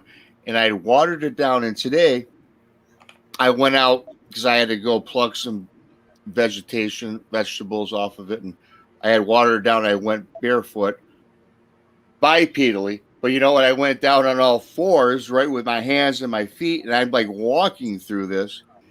And it did not even occur to me. When I looked back, I was looking at my footprints coming back. And when I was standing up, my feet in the ground, standing straight up as a bipedal person, left a deep impression. And when I was down on all fours, like a quadruped, tracking around, the tracks were totally different. You know, like the front toes are embedded in the ground. There's no heel mark, and my hands are dug in. And, you know, I think that a lot of people that are doing tracking, depending on the terrain and the density of the terrain, whether it's soft and it's hard, it can turn like daytime within just a singular movement. And that really is a great point. And just doing it out in your backyard, walking about your lawn, your garden, what have you. And now that I'm into this subject, I kind of look at things like that, which sounds like dumb to the average person, but I look at that now, and wow! And I had a light bulb went in my head, and what you just said today, along with Jason, it really magnifies how we sometimes don't know what. Well, me personally, we don't know what we're tracking, or think that something could be the very same thing, but it went on all fours or whatever and left a different imprint. You know what I mean? If that makes sense. Right. Yeah. We're very fortunate to have 3 excellent trackers on this Red River team that we put together. You know, and Amy and Layne and Coty included. And one of them. I'm not a tracker. Yeah. Huh? I said I'm not a tracker. No. But we got Ranger X because we have to protect his identity. And I could tell you a story about him, but that would give away his identity. So, and it really pains me because he contributes so much when we're out in the field. But then we have Gary Spikes Jr. and Sr. And both of them in their own right are excellent freaking trackers. Yeah. And I mean, to the point to where they tracked a big cat across a gravel road. You know, we're very, very fortunate to have them on board with us. And learn, you know, I'm nowhere near what they are, but I can track because that's what I grew up doing. I grew up hunting and tracking and, you know, trapping and everything else. But I don't have near the skill set they do. But to be able to see what they do and how they do it in the field, you know, and be able to learn from somebody like that is awesome. If you can get with somebody but you got to be careful. You got to get with somebody that is legitimate and they really know what they're doing, because there's a lot of people out there that claim they're trackers that they're not, you know. Another one that we're very fortunate to have in our ranks as far as people we can go to is Shelly Covington, Montana. Yeah. And I'll tell you, she's willing to help anybody. You know, so is Gary and them. You know, if you get a picture or some cast or whatever to some tracks, you know, and you want to ask them about it, they more than happy. Cliff Barackman's another one. You know, he's more than happy to help anybody. So, and Cliff Barackman, of course, he's from Finding Bigfoot. You know, but there's a lot of good people out there. Is my point. But when you're looking for a tracker, just make sure he or she knows what they're doing, you know, and they're not just blowing smoke. So, and if you're able to get out in the field with them, pick their brain, you know, go look over their shoulder. But when they tell you, look, you stay over there, because if you don't, you're going to contaminate what they're trying to look for. Right. You know, I've seen Gary track impressions in the grass, you know, and stuff like that around camp. So it's just and you know, to learn from somebody like that. And I'm just speaking from I'm a novice, you guys, in this. You know, I've seen a Bigfoot, and now that I've been doing what I'm doing, I just take the time out, because Tex, what you just said, you know what I actually do? I've been in the woods many, many times, but I never look for tracks or anything. But now what I do now, even in my own yard, when I'm walking in the grass, I will track my own footsteps. I will look for actual squirrel imprints, other animals imprints, birds, whatever, just to get a knowledge of it. And it's funny because as simple and as mundane as that might sound, that really goes a long way, and you learn a lot about impressions and weight distribution with certain animals or even humans. And it's really something that I would never have thought to do any of this 3 years ago. Right. And I just find it fascinating. Just a simple, not even talking Bigfoot, I'm talking about a squirrel, a dog, or a cat that runs through your backyard. I actually look for that to try to be able to be more knowledgeable about what I'm looking for, you know, because definitely when I go in the woods, I've been in the woods, as I said a few times, I don't never look for that. And so now I am more aware of my surroundings. And that's what a lot of people, I think, are not, that are out in the woods. You have to be aware, because there could be a Bigfoot 3 feet from you and you wouldn't see it, or any creature for that matter. It could be a wolf, Right. It could be a bear. Yeah. Right. You know, and one of the basic things that people don't realize is feline versus canine tracks. One of the simplest ways to tell the difference is a canine will leave claw marks, a feline won't. Oh, wow. Because they have retractable claws. Right. Canine does not. He'll leave the toenail marks in his tracks. You know, now getting off of the tracking stuff and into the vocals.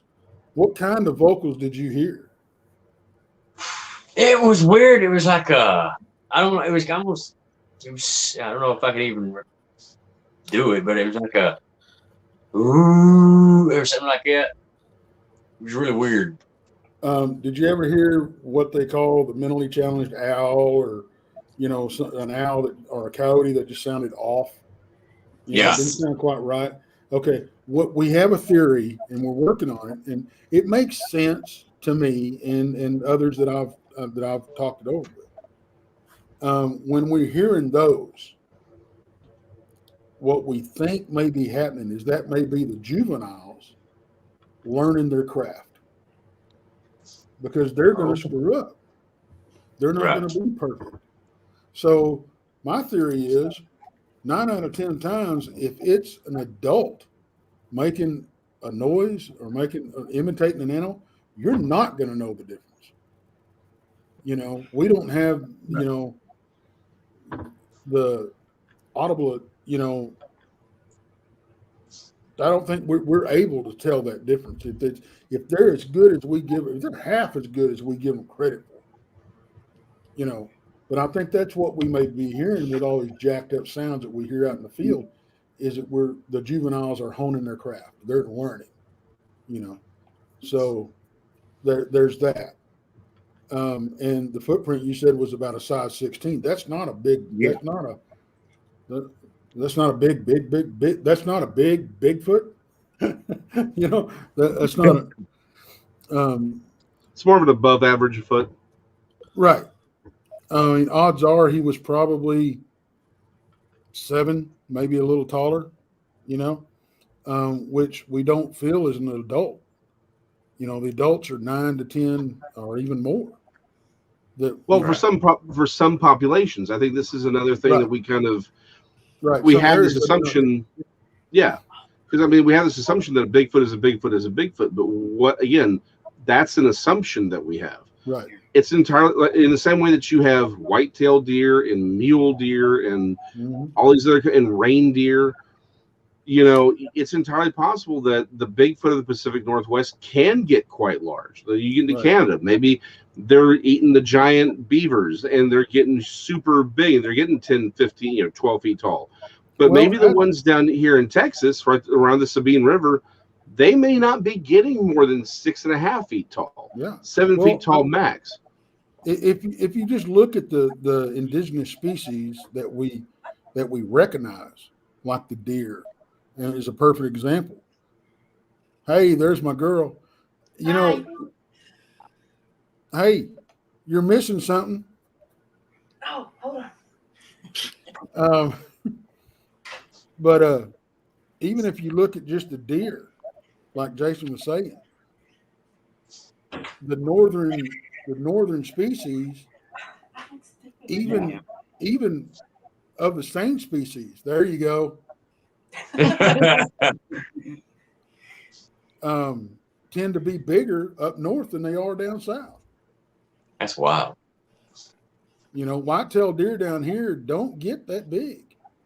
Right. But you go up north, you know, they get they're pictures, man. They're huge. Yeah. And it's because a lot of that's because of the temperature, right? I mean, we have these are creatures that live in nature. They don't have the luxury of air conditioning, of having food brought to them at a grocery store. They have to get it the old-fashioned way. And so my only point is, you know, it's like, hey, this sounds like, you know, what you encounter is maybe 7.5 feet tall, 7.5 feet tall. That doesn't, here's the thing. We don't know that that's not an adult. No, like we just don't. Now, it could be a juvenile, right? Maybe they do have, maybe he's got another 1.5 feet to go. And maybe what you're talking about is someone who, you know, like a teenager kind of. That may be what you're dealing with, but we don't know. We don't have enough information about these creatures to even speculate intelligently about where a particular region size should cap off as an adult. Because here's the other question: do we know if it was a female or a male? We can't tell that by the track marks, right? It may be because we don't even know how sexually dimorphic that these creatures are, right? I mean, we're, you know, primates and humans are sexually dimorphic to a point, but certain species do have a greater, you know, or sometimes that difference is greater in other species. We don't know. The females may be much larger than we would anticipate, or they could be significantly more gracile from the males. We just don't know. That's my point. Is we have expectations, but there's no reason to think that expectation is correct. And we just don't have the information. The only thing we have to go from is reports. Well, if you go by that, just about every female squatch that's ever been seen has been smaller than what's reported as these big males. You know, big alpha males is what they call them. You know, so but again, that goes back to the picture that I've got from Brown Springs that could be a big alpha male. It could be whatever else we think is out there. We don't know what that picture is now. I considered it to be a picture of a big alpha male. We measured him at 12 feet. Good God. Which is why which is why I don't think that that's a Bigfoot. I think that is whatever else is at Brown Springs. I think that's what we're looking at there, for all the reasons we've discussed. But I think the size alone is indicative of. I mean, because think about the heat. Being 12 feet tall, the mass that you would have, that's an uncomfortable size to be in that kind of climate. So that's why I tend to think that this is an uncomfortable size to be in this climate. Let me tell you. Well, yeah. And that's what I'm saying. So again, my point is proven. Well, you know what? You guys all make great. Sorry, go ahead, Bob. No, Jason, that's okay. And you guys all make great points. I was just thinking, going back to deer here, I live in southern Michigan, and my brother's a hunter. Last 20 years, I've been out with him a handful of times. But you always talk about these hunters in central to southern Michigan. They cannot get and bag a big buck. I mean, they get a nice sized buck. The expansiveness of our forests here isn't like it is if you go over the bridge in the Upper Peninsula when it's nothing but uncharted forests. If you go northwest where these guys are loading up big, huge bucks. Now, the squirrels up there are bigger than the squirrels in southern Michigan, and it's just because it's not as populated. There's not as much people going through. They have a chance to roam and eat and be left alone. So just like they say, the Bigfoot of the Pacific Northwest, certainly there's billions of acres of land where it certainly should have bigger Bigfoot, so to speak.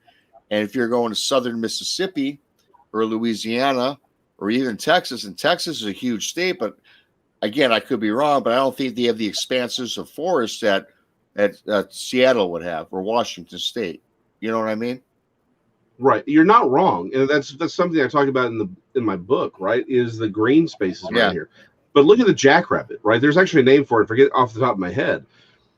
A jackrabbit, it's very, very long. Everything about it is long and lean. Why? It's for heat reduction. It's so that it can pump its blood through a larger surface area. So you disperse heat. Exactly. And so you would expect that to be the case because there's different ways to adapt to heat. You can either get really, really small or you can get really lean. And it just seems like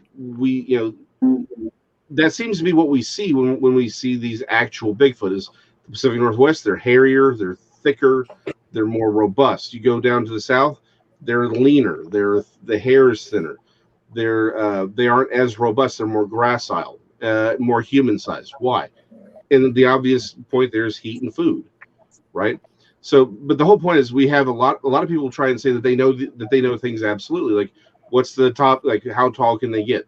My point is we don't have any good evidence for it.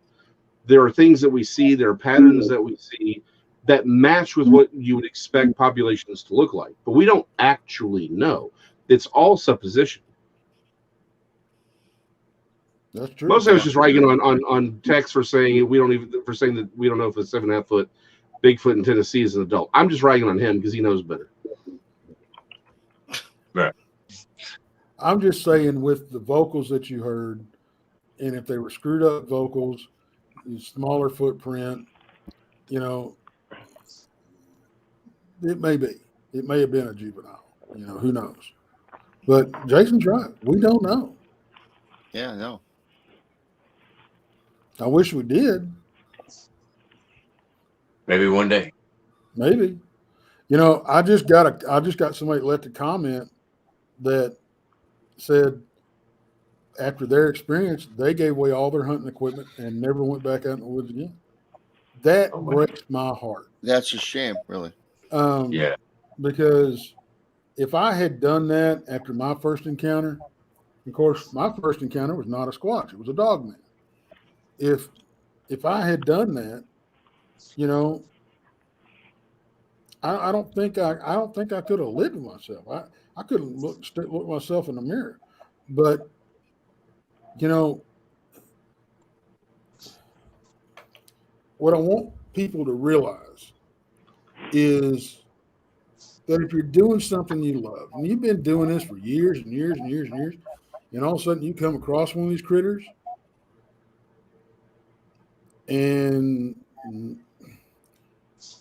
you obviously live to tell about it because they didn't want to kill you. Because even if these things are only 6.5, 7 feet tall, I don't care if they're man-sized. These things can still rip you apart. The demonstrations of strength that we've seen, you know, by these things are just out of this world. But if you take into account, if you do the math versus a gorilla, and that's the only thing we got to compare them to. A 5-foot gorilla will weigh over 400 pounds, a fully male silverback. And he can lift about 1,000 pounds. So if you amplify, if you use that as a measuring stick and against a Bigfoot and amplify that, you know, height and strength, good grief, these things are able to lift 3,000 pounds when they're 7 feet tall. Yeah. Right down the part, not even try. Yeah.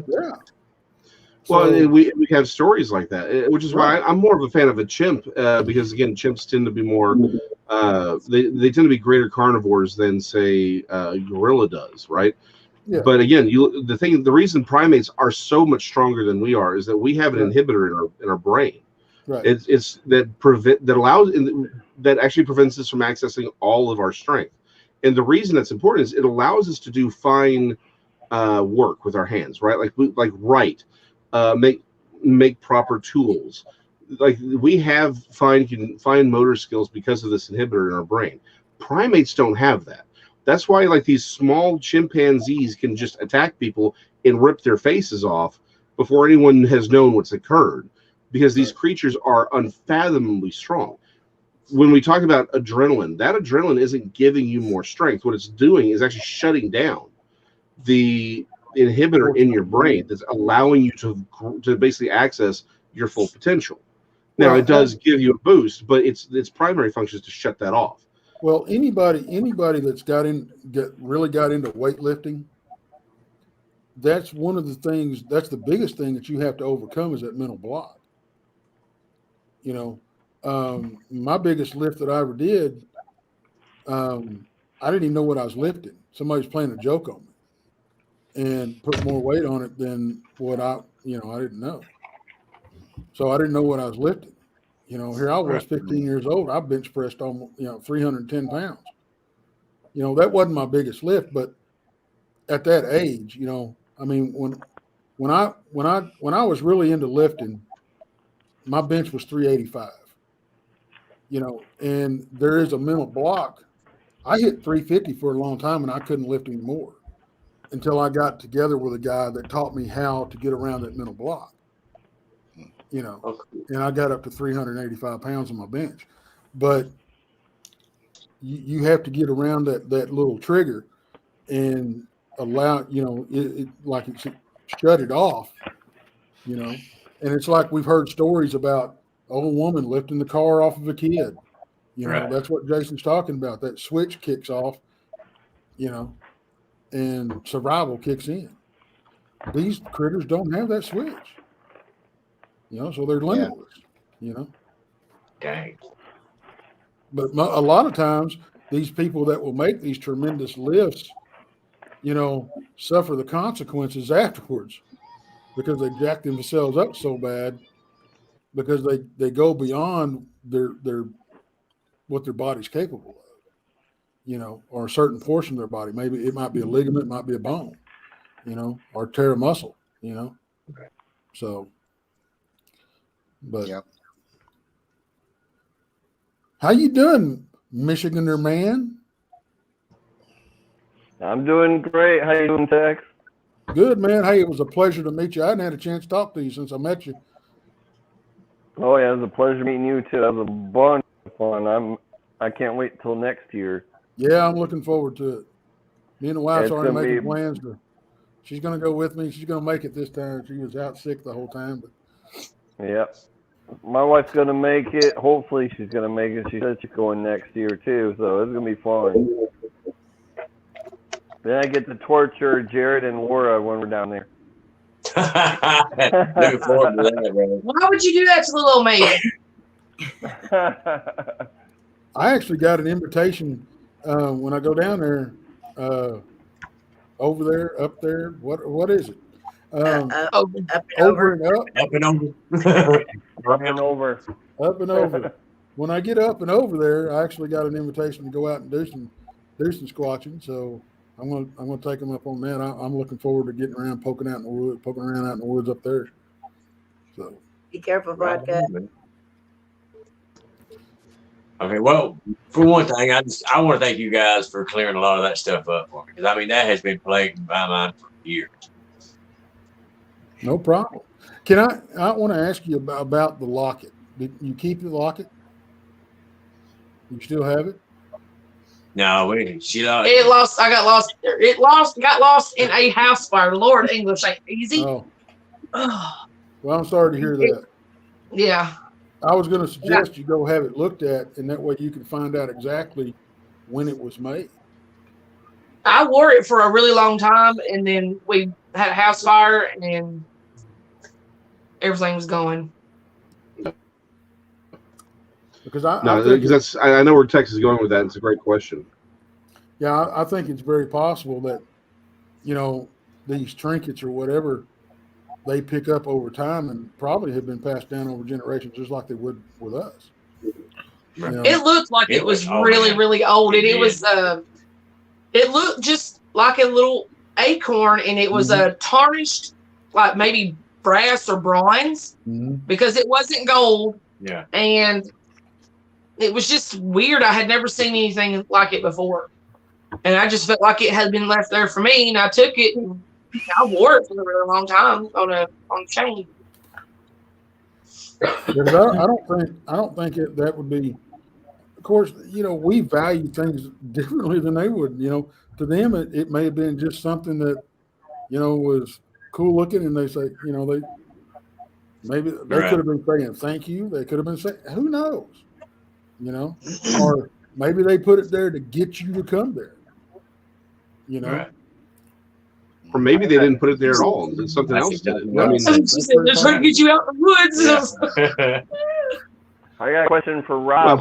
What part of Michigan are you? You're in South Michigan, you said? Southwest? Yeah, I'm actually I'm about 15 miles outside of Detroit in the suburbs. Okay, I'm in West Michigan. I'm in Grand Rapids. We'll have to get together sometime. Oh yeah, that's about 2 hours, 3 hours, right across. Yep. I-94. Yep. Be right back. Yep. Okay. Yeah, Michigander, man, get my my information, man. I'll hook up with you. Yeah, I think Amy has it, so. Cool. Text. Very good. Grand Rapids, I've never been there. They've that town's built up pretty good, isn't it? It's like little Detroit, isn't it? Oh yeah, it's pretty built up in here. And it's probably nicer.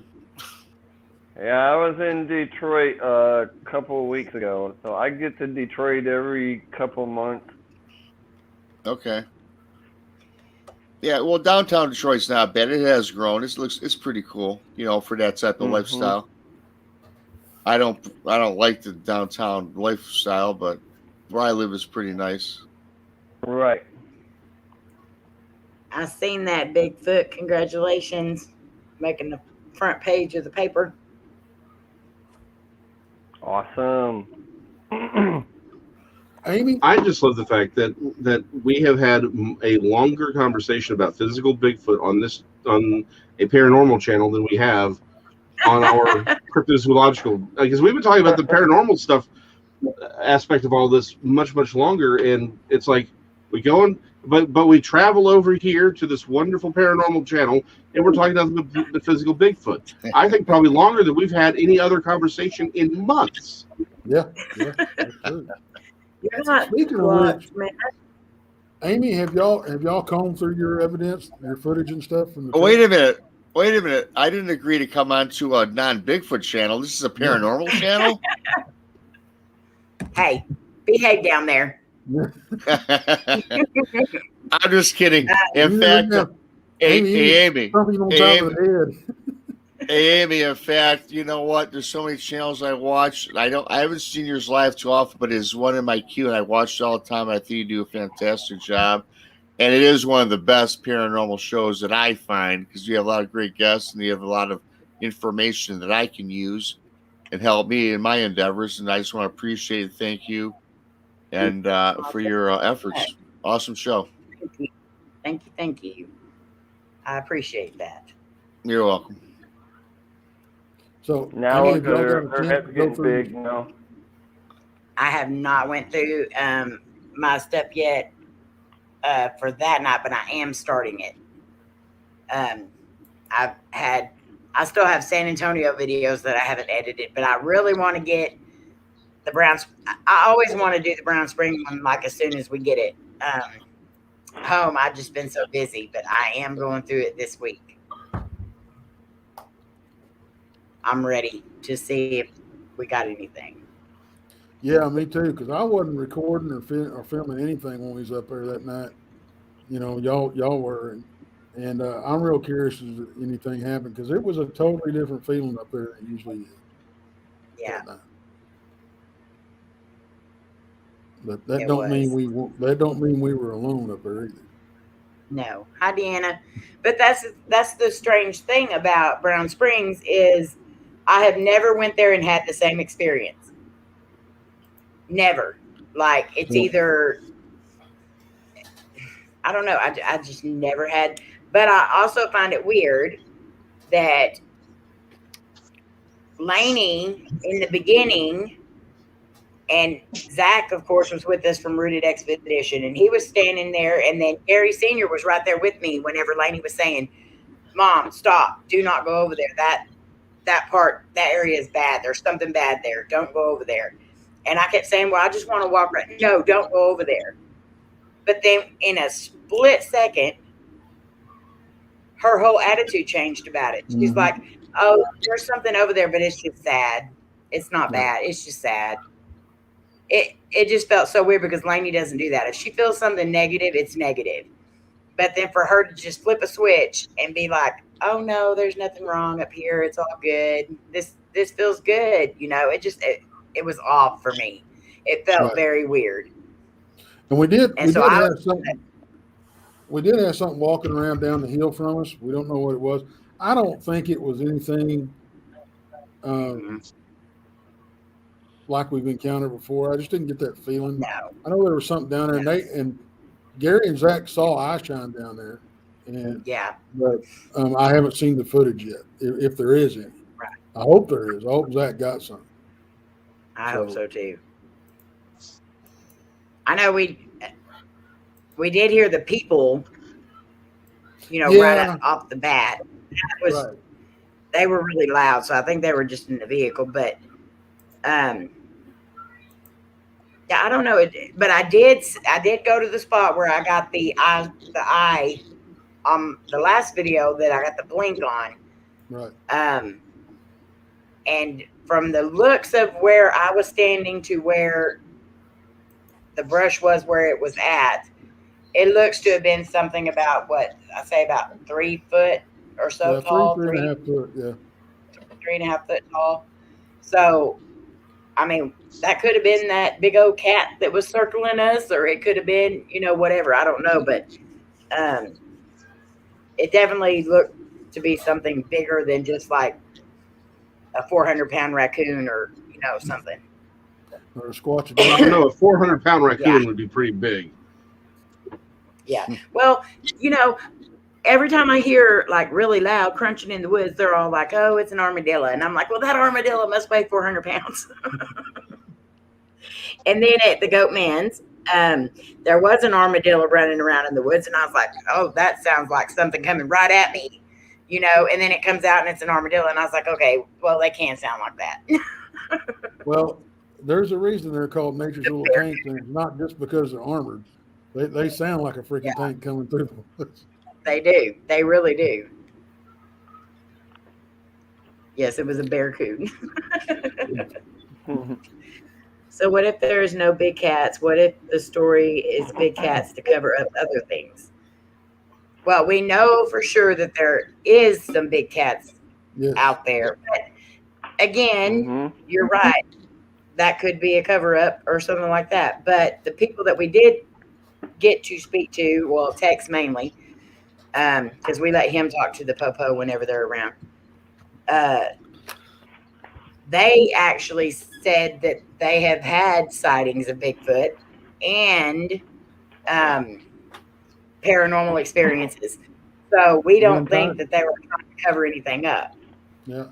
I mean, they said all three. We've had Bigfoot sightings. In fact, they said 2 officers on their department had Bigfoot sightings out there. You know, and they've had reported tiger sightings out there. You know, and that one officer was telling us about the paranormal experience that he had, like you said. You know. Yeah. So it didn't seem like they were trying to cover anything up at that point. You know. No, they definitely were. They were very nice and very informative. Yeah. But I know that after the experience we had, just a day or two later, there was a place that's not even 2 miles away from there that had a raid, and a lot of big cats were found there from the Tiger King Ranch. So that I believe that there actually was a big cat out there. Well, you know, and that's what confused us when we ran into them and we were talking to them, and they said, "Well, you know that ranch is just 2 miles away." Well, after that, I got to researching it, and it confused me because his ranch was actually about 40 or 50 miles away, and it wasn't until after the fact that we found out that when they shut him down, that other guy took it and moved it to 2 miles to the 2 miles from where we were at. So, you know, then it all made sense. But yeah. Well, and this goes back to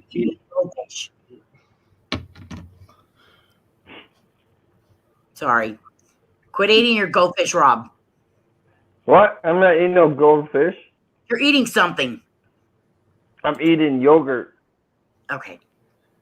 Wait, that guy's in Michigan. His name is Rob as well. The guy from Michigan's name is Rob as well. Oh, wow. Crazy. Yeah. And he has big feet. So basically, there's 2 Bigfoot Robs up here. And I'm Amy's bratty brother. Or she's my bratty sister. Okay. I don't know that those are mutually exclusive. But here's the thing, like for the region, right? Here's the thing: it doesn't have to be an exotic big cat. I mean, mountain lions are native to the region, so I mean, I've got them down here, and I've seen them personally out here in Waxahachie. So I mean, they're native to the region. So it's entirely possible there's a family of big cats up there. They don't have to be exotic, but the fact that there is that there was an exotic, and people have claimed to see a tiger.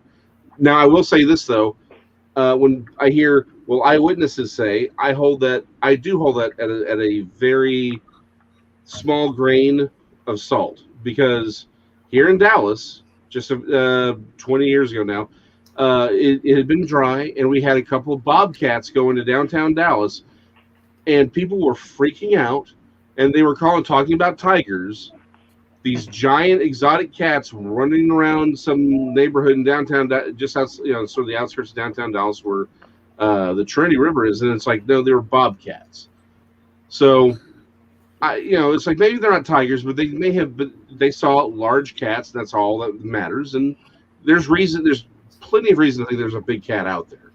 I mean, really is. Mm-hmm. Yeah, I mean, well. I'm not saying there aren't tigers out there. Like, I'm not saying there aren't. I'm just saying, there's it's not as crazy. The idea of there being a big exotic, just a big cat, a big predatory cat, is not. That's not crazy for that area. No. Yeah. And I don't think it's out of the realm of possibilities. The reason we hear them walking around is because they're so used to being around humans, they don't think they have to be quiet. They're they're inexperienced being out in the wild. They grew up in captivity. You know, so they don't know how to, stalk like they normally would. So, I mean, it just explains a lot, Yeah. I mean, True. on one video that I've got, it's and I didn't even realize it till Jason brought it up. I hear a growl off in the trees, and I just mentioned in passing, it really wasn't a growl. It kind of had a purr to it. So, it's, and then I had that, I caught that eye shine that was that big around and that far apart, about 3.5 feet off the ground. And it rose up even higher. So, hell, it could have been a big cat. I mean, a tiger-like cat. So, who knows? Yep. Love you, Melissa. Good night.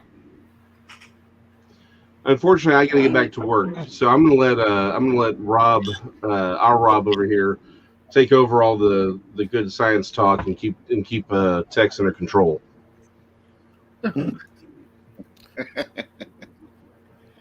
All right, So Jason. y'all be good. We'll see y'all later.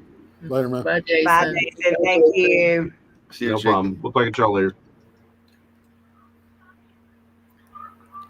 Yeah, they're Guys, y'all running make that sure boy y'all ragged. check out Jason's channel. What? They're running that boy ragged on his job, man. He's working till from 7 o'clock in the morning till midnight almost every night. Golly. Hmm. Oh, thank you, Patriot. Love you. What's up, Patriot? Well, I'm glad he's able to hear. I hate that he spent any part of a break on here. I hope he was able to rest. But he y'all needed check a out break anyway. his books. They're on Amazon. Jason McLean. That's how you spell his name. This is one of his books, Metroplex Monsters. So we'll do a plug here for him. There you go. He has several books on Amazon. So make sure you check them out. He'll even autograph it for you. You're awesome, Patriot. Yeah, he still hasn't autographed mine, but he's going to.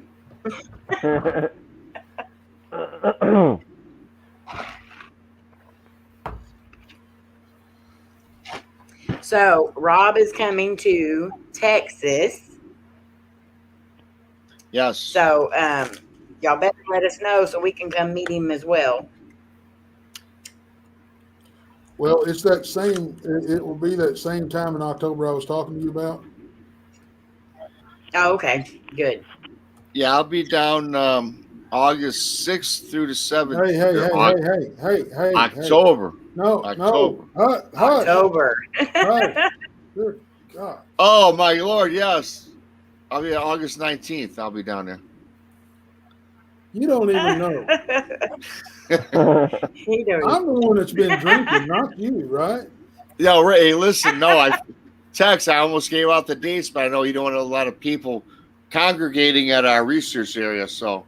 Yeah, that's not a good idea, brother. Well, it's but I'll be down there. He doesn't know when. He'll be here in August. Yeah. No, it ain't August. It'll be during October, but that's as far as I want to So, go. It'll be during football season. I'll have to make him watch a Cowboy game. Oh God. Yeah. Well, Hey. you guys have Dak Prescott back, so you guys probably win about 10 games. Maybe wouldn't that be something if it's that they just happen to play the Packers that week? Oh yeah. that was Yeah, he said Packers. I don't even know joke. I thought he said something else, but we're just gonna skim on past that. Tennessee Yeah, stole but one of our Texas teams. Huh? I said Tennessee stole one of our Texas teams. The Titans are actually, they used to be the Oilers. Yep. Yes, they did. The Houston Oilers. You guys had Earl Campbell. Now we just got his sausage. That sounded bad. But it's good. Well, you know, back when I was a real young, the running back for the Lions was Billy Sims, who was a great running back. He was from Oklahoma. He blew out his knee against the Minnesota Vikings, so I'll forever hate them. But he's got his Billy Sims fried chicken depots all about Michigan. Maybe it is down south even. I'm sure it's got to be in Oklahoma. Billy Sims chicken. I've never seen it. No kidding. Chicken's not very good, so. Sorry for the bad plug, Billy. I'm sure you're not watching. Good Don't night, let the Barbara. sponsor that one out right Heather, off the wrong bat. sausage. Night, Barbara. I'm glad I did not give out the dates. She'll be hunting me down now. Heather, what's up? Hi, Heather. She Barbara, said- feel better. Heather says she loves a nice sausage, so Heather, you nasty. So, Tex, Jenna had a question earlier that maybe you can answer for her. She said, does anyone know anything about the life expectancy or like how long a Bigfoot might survive? Has anyone even tried to gather a guess on that? You know what? There's all kinds of theories out there that they live anywhere from, regular human life to 40 to 250 years old. We don't know, No. until we get, specimens we can openly study. We're Right. not going to know. So no, you're going to have people that say they know because they talk to them. And I can't speak to all that. I've never spoke to one. I'm not saying it don't happen, but I've got my own concerns about that. But Yeah. as far as I know, no, we do not know the lifespan of a squatch.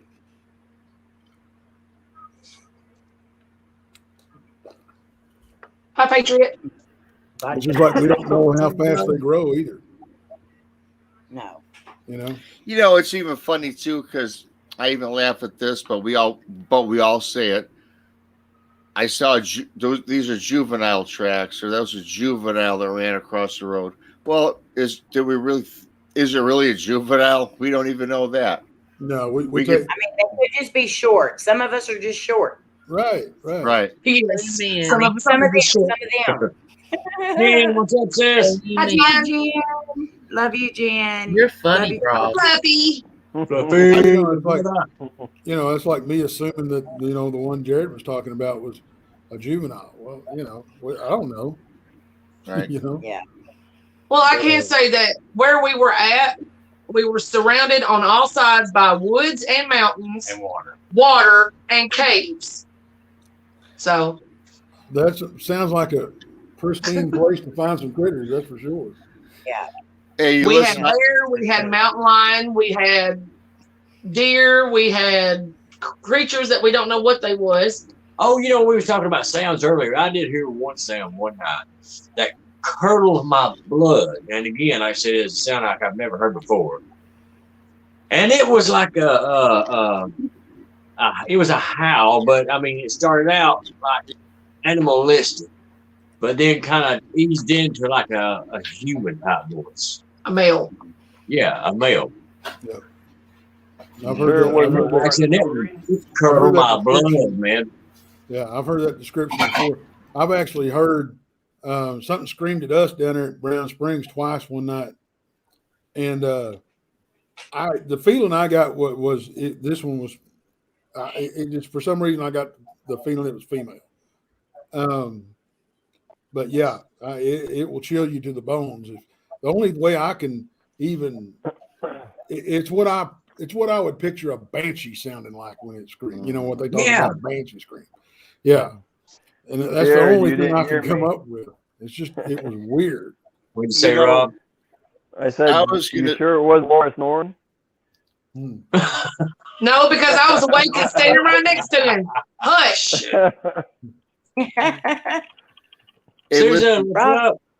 Listen, you guys, when you talk about a scream of a Bigfoot or whatever in the woods, and Tex knows this, I'm one of the first people, and I'm not talking about myself, but I had a Bigfoot encounter, and I seen it, and this thing, I seen it physically, and it yelled, roared, and screamed at me in one breath.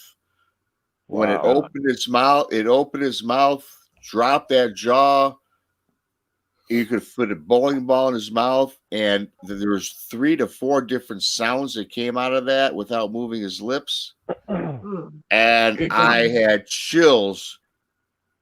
I was paralyzed, literally. Maybe I got hit with infrasound or something, but I was paralyzed for at least 5 seconds. I could not even move. I couldn't turn to my right, to my left, or anything. And I tell you what, and my buddy Gary Spikes played an audio, which is very similar to what I heard. And every time he plays it for me, I literally, my face turns white. Dang, I can play that sound. I know you are. He said, please don't. I don't know if I want to hear it. Let me see if I can find it here. Oh, thanks. Appreciate that. I'm not going to go to sleep tonight or nothing. This audio is pretty similar, not quite like it, but the closest one I've heard. Y'all keep talking. I'm looking. So. But you guys are talking about, feeling this. You said you felt it was female, and the same thing with Laura. We found that little trinket. We both felt that, it was meant for her. Do you guys think, is it possible, like, they put off vibes and stuff that they want us to, like, they want us to know a certain thing, like to leave, not like a full sentence or a paragraph or something like that. It's not leave or it's for you or female. Well, all I can say from my personal experience, what it did to me was like, get the hell out because I'm going to hurt you type of thing. It was not friendly. It was not something that I jumped up and down about. It was like, get out. You're in my area. Get out. You're not wanted here. And if you get any closer, standing longer, I'm going to hurt you. That's what I felt. Right. I'm not saying that about all Bigfoot because most, that was my experience. And 90% of the stories that I've heard, it's mostly not that bad. But mine happen to be bad. Right. So I don't disparage the Bigfoot at all. I think I don't trust them, but I think hey, listen, if they want to hurt us, they could, right? They're so big. I mean, and they, for the most part, they don't.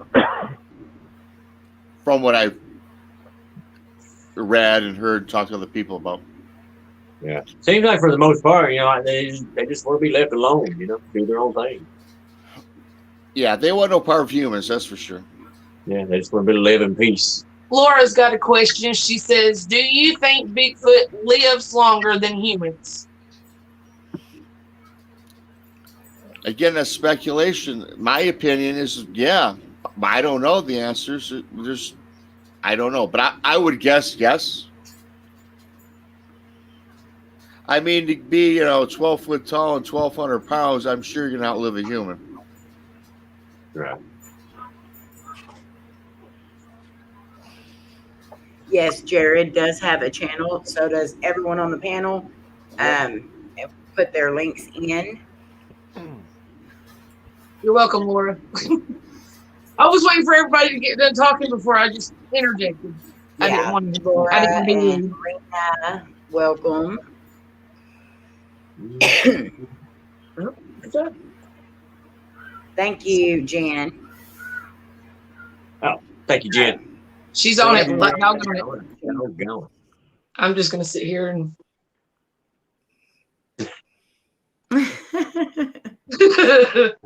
I'm just here, y'all.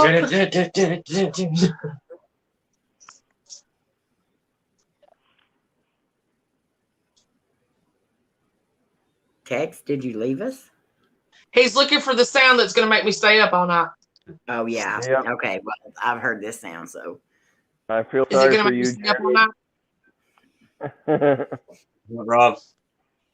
I said I feel sorry for you, Jared. No, I'll let him sleep. I'll just sit up and read. I don't want to. Tex left us. Texas He'll done be back. left. Come back, Tex.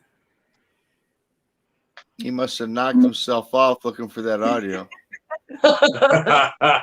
He got excited.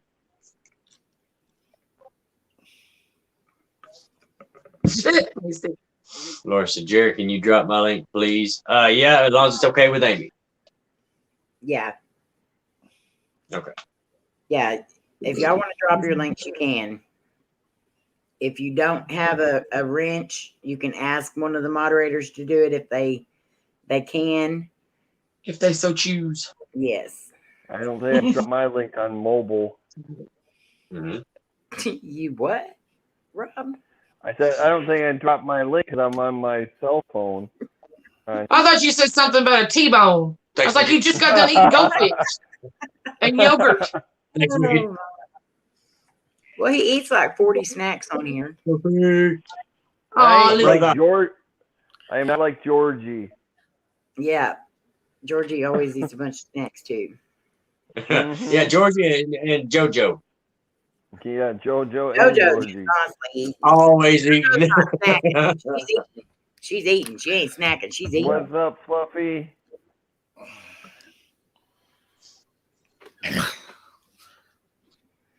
So next week, we're gonna have Rooted Expedition. Zach up here. He's gonna be talking to us about the Urbex Con, and we're also gonna have Fluffy and Jen up doing a little interview with them. Cool.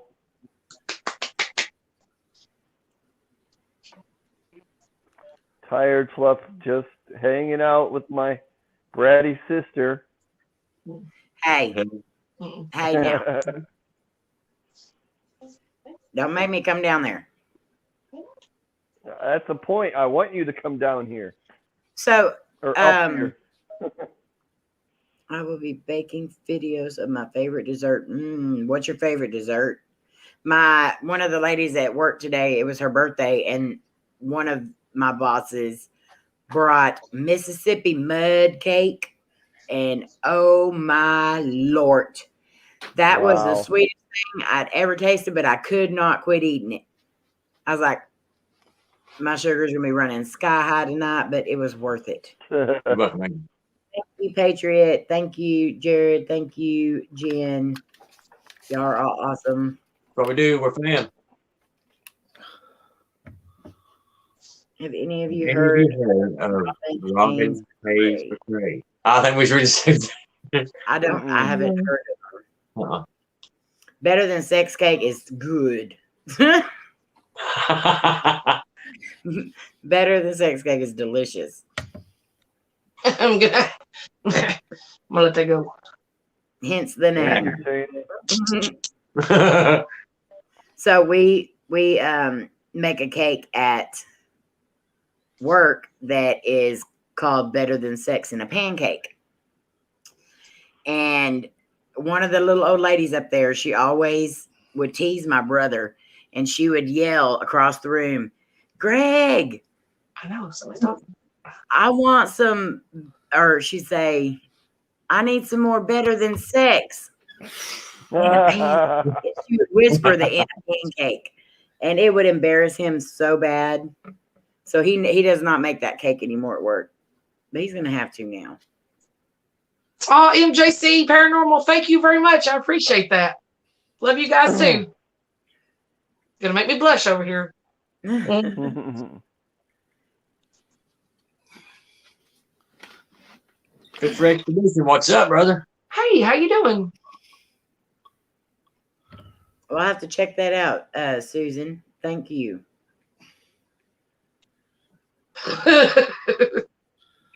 Thank you, Spirit Fire.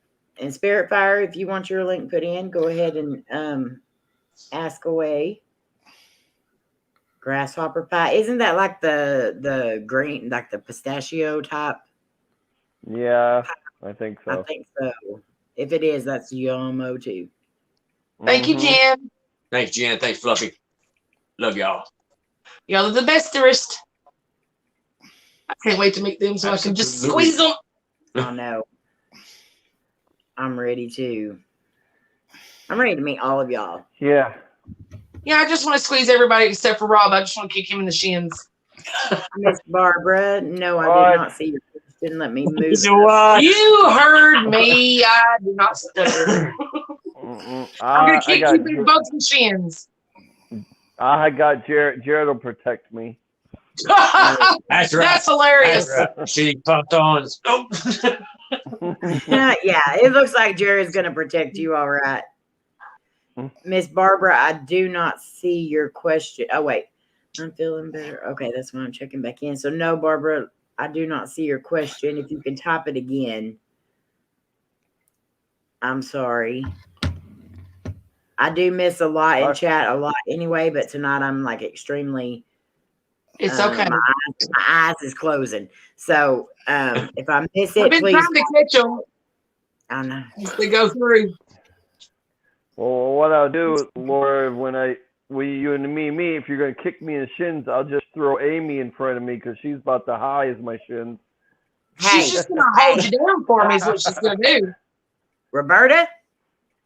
Me and you are She's going to hold you. She's going to hold you. April's going to hold you. And I'm just going to kick both your shins all the way in. I ain't scared of you, Rob. Thank you, Jen. You see the halo, guys? Look at my halo. I see a wall. I think you need a nap. A wall and a blind. And your horns is holding up your halo. You're full of crap, Rob. I'm an angel. Full of crap. No, I'm full of something else, but I'm still an angel. Full of mud. No. Magic Angel said, my question was, has anyone ever considered it maybe Bigfoot had once been a part of a government experiment?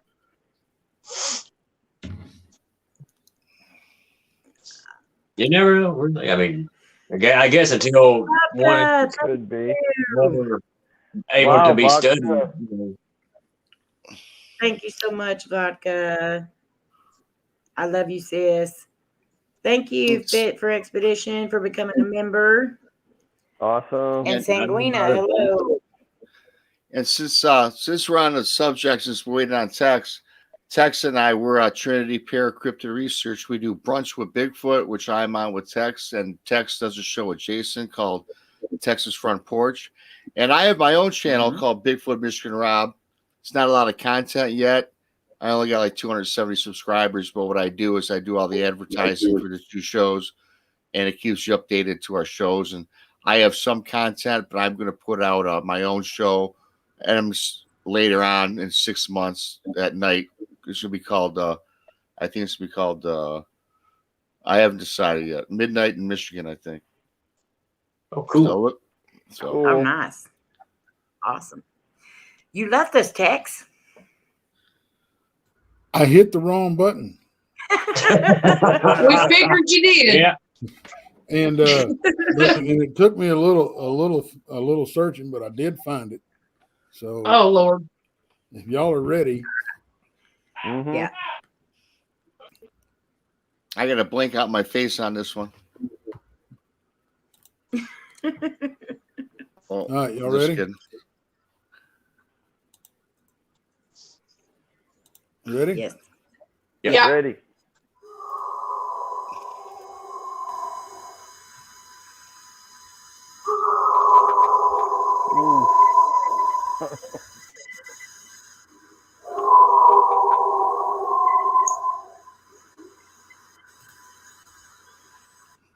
You want to hear it again? No. Yeah. Yeah. One more time. Yeah, one more time. Now, if I hear that in a cemetery, I am out. I'll pass out.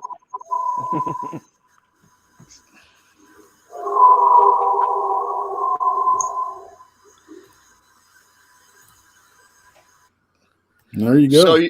So you guys picture this. I'm on a fishing boat 90 feet from shore. This thing's about 10, 11 feet tall. It expanded his arms out 12 foot and parallel to the water and drops his mouth and does that to me. And that's close. That's about 90% close. It did that to me. It created a wake in the water. My girlfriend in the back of the boat fell off the boat into the water. And I'm paralyzed. I can't get her out of the water because I couldn't move. Then when I went to grab her, I pull her in a boat. And the scariest part of this whole encounter was this.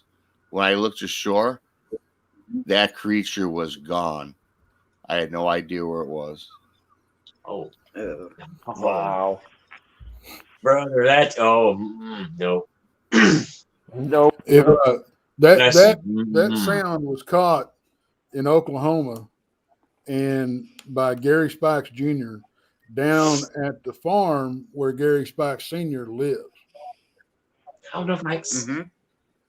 Now,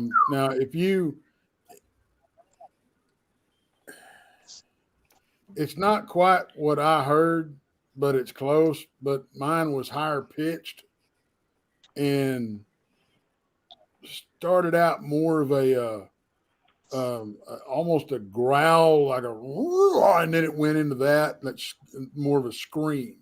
You know, it went from a growl to howl, scream type thing, and it's just really freaking strange. You know, it's like what Rob was saying. It made like three sounds, and I think Jared said too. It's like three sounds at once. You know, so it's just really freaking strange. I'm not going to tell you what town in Oklahoma it was caught in.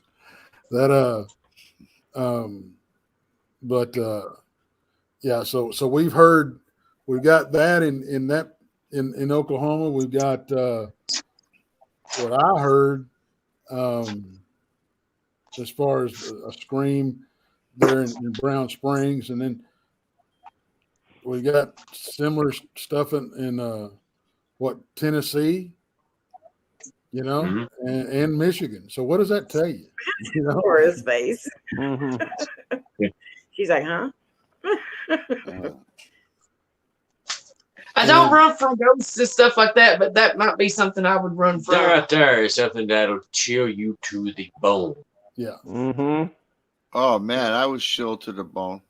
And anybody that's here, if you haven't got a chance, go listen to the audio that I've got on the channel from the cemetery. Yeah. But actually all the audio, because I just posted some more yesterday. But the original audio with headphones.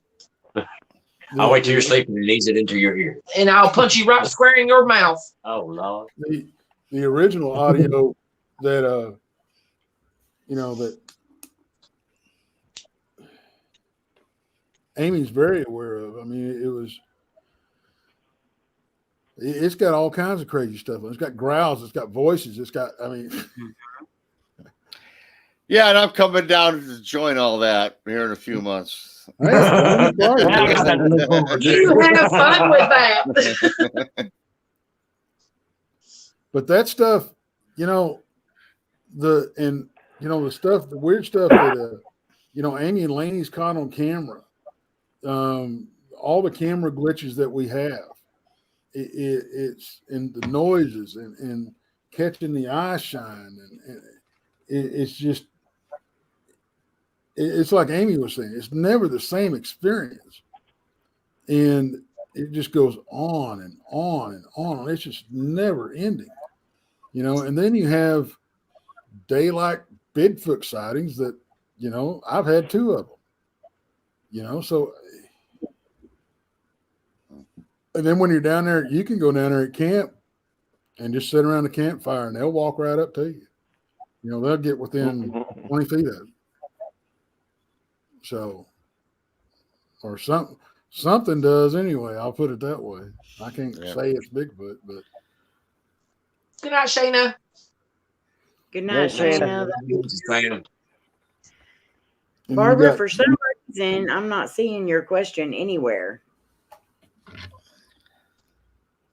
Like I'm seeing you say that you asked a question, but I'm not seeing any questions. So I don't know if YouTube is like pulling it or what. It's probably the case.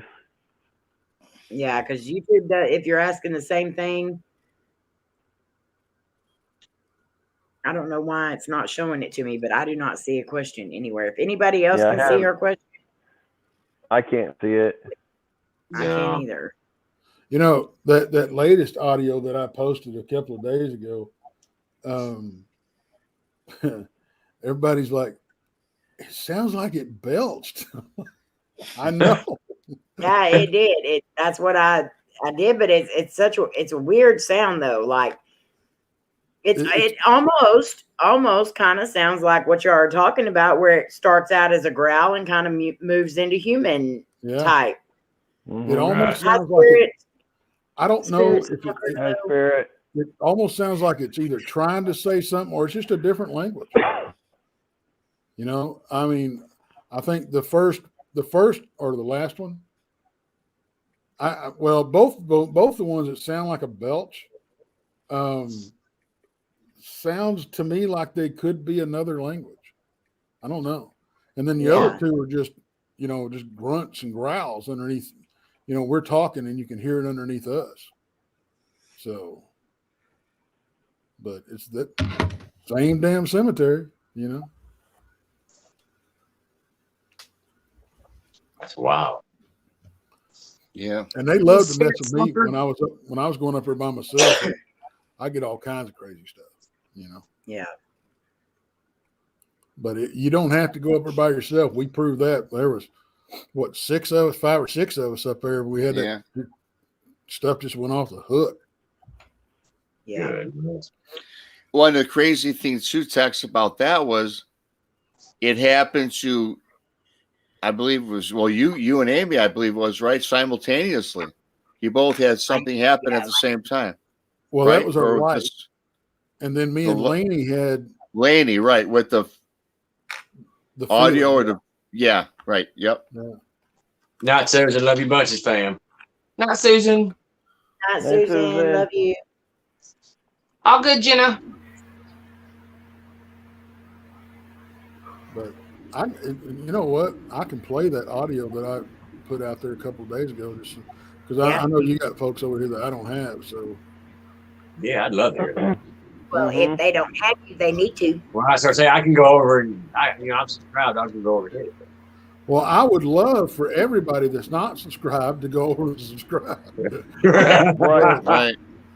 Y'all go butter Texas buns. I am not above a selfish plug. Absolutely not. I pulled one at the family reunion. Yeah. What are you doing? No. No, hush. Subscribe to all of these amazing people in the on the panel. Listen to Rob. He don't want to get his shins in. Well, except for my bratty sister, but. Well, actually, have you noticed he's just been saying bratty sister? Bratty sister. No, don't change it now. Well, you guys are like twins, so. Hey, Michigander, man, Rob, I tell you, my encounter too, I'll tell you what, mine was in Cadillac, Michigan, so that's about 200 miles north of you. Yep, I got family in Cadillac. And a lot of people corroborated my story because it's on my channel, the story, and I've got a lot of people have seen a similar creature in that area. And actually, where my encounter happened, there are actually creek beds and streams that They have found wrecked boats that something tore them apart and they were left abandoned. They found big footprints. In fact, this guy, about 3 months after I shot my video 3 years ago, sent me all this information about encounters that have been going on in Cadillac, because that's in Wexford, Michigan, which is also the dogman capital of the state of Michigan. I don't know if you're aware of that. A lot of dogman sightings in Wexford County. We've had dogman sightings in Allegan too. Yeah. Yep. Oh. Mm-hmm. Good night, Strange Land. All right, guys. There's a Texas link. Go over and hit that. Thank thank you. We're gonna smack it around a little bit. I don't that's know. one thing I haven't done yet that I want to do. I want to go dogman hunting. You sure? Oh yeah, I'm positive. Barbara's question is, do the majority of you think that there's only one Bigfoot that is just called different names? You mean like one big? I don't know. Like one type of Bigfoot, or just one solitary Like, Bigfoot's I running think around that's doing what all you this mean. stuff? Like, it's called skunk ape in Florida. It's called the Yeti in Australia. Like, is it one certain They type? could have cousins or something like that. Yeah. Well, you're not wrong. I think personally that there's different. They're no different than humans. You know, there's just different types, different. What do you call it? Breeds. Maybe nationality. Races, nationality, regionals. I mean, you know, I just, that's what we were talking about earlier is, you know, they seem to be bigger up north than they are down south. And I think that's because of climate. But the way the different, I mean, the only thing we got to go off is reports and what we've personally seen and heard and everything. And, you know, it appears that there may be different races, I guess you would call it. You know, they look different, they behave different, but we just don't know. But I think there's differences in them, but I don't think there's. They all did. Yeah, and from the various reports, they have different look about them and the facial features. But like they say, Yeti, Bigfoot. I think Yeti is what is that? That's like way north where there's snow. I mean, Alaska, maybe Russia. Yeah, they call it Yeti, I believe. Yeah, well, Russia, Tibet. That's where that name comes from. Yeah, but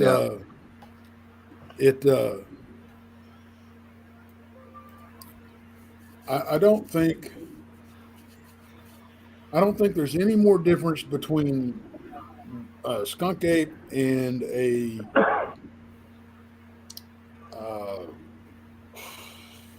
what do y'all call it? Ohio grassman or a patty type than there are between us and say Neanderthal.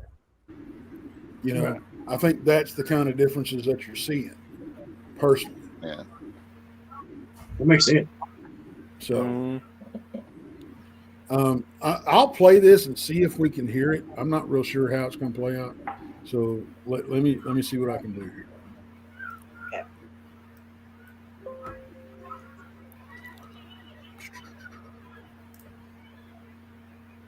Me and my buttons, I swear.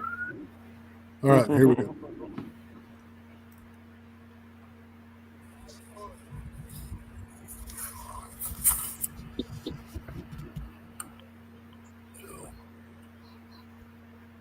Barbara, text just to answer your question.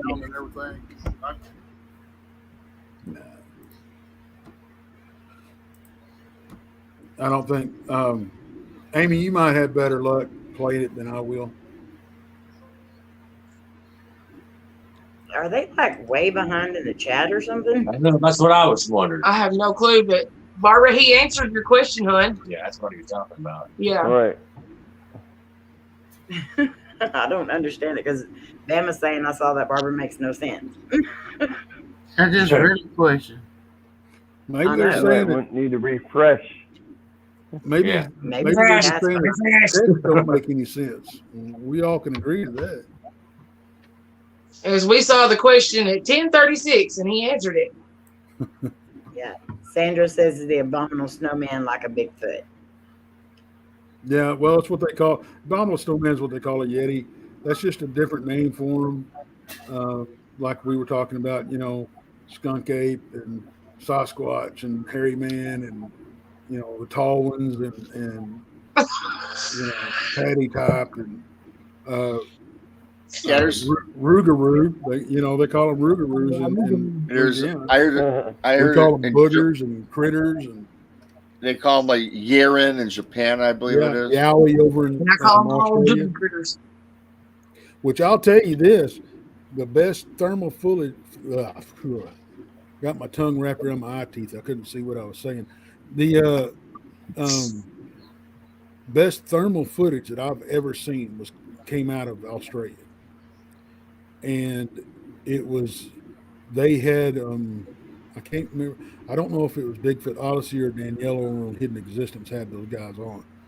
But if you can look it up, if y'all get a chance, go and look. That is the best thermal footage that I've ever seen. Oh wow. It is unbelievable. I mean, it's clear. The reason I think it's legit is because the creatures are all one color on the thermal device. And if something's wearing clothes on a thermal device, it will have it'll register different colors, just like a human wearing a jacket. They'll register different colors because it emits heat in different ways. So, but these are all one color. They the detail is just amazing. They had an excellent freaking camera, and they caught clear shots of it. And it was just the look of this thing is just, it's massive. But it was pretty freaking amazing. Hey, you know what, Tex? I was thinking of what's your opinion since we talking about the different names and variances. But you always hear in Arkansas about the Fouke monster, and it's always it's like a single beast, right? So do you think it's a Fouke monster, a Bigfoot, or is that something different, or just one entity? What's your thoughts on that?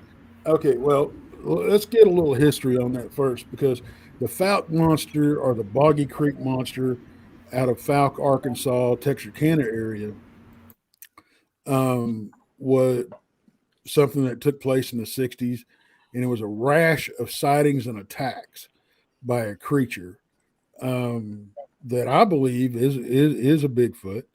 The reason it got as aggressive as it did was because the first thing people did when they saw it was shoot at it, and it probably got injured.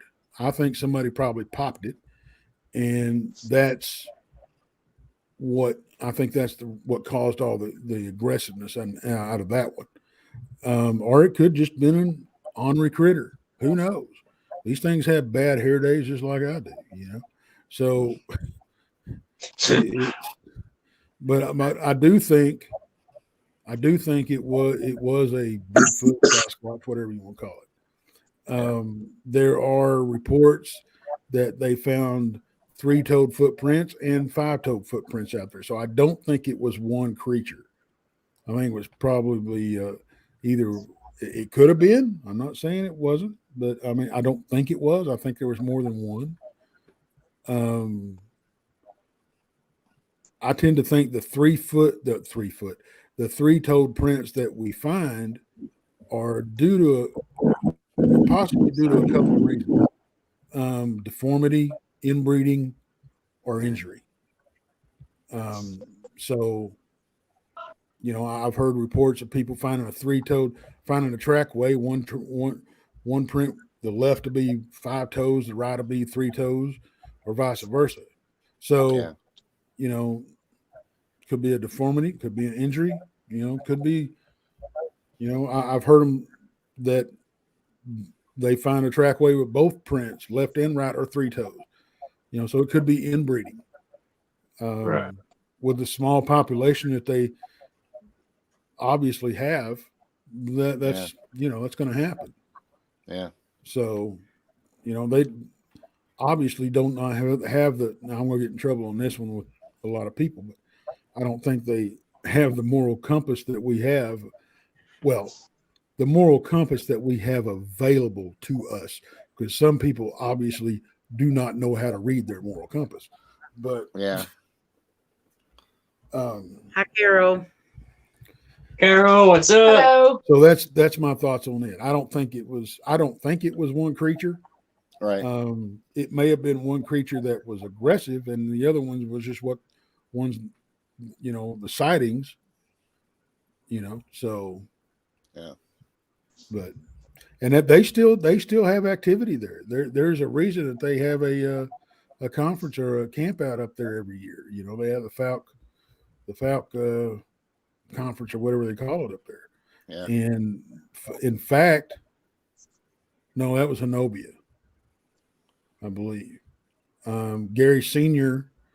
and a friend of his and Gary Jr., they were all camping up there at Hanobia.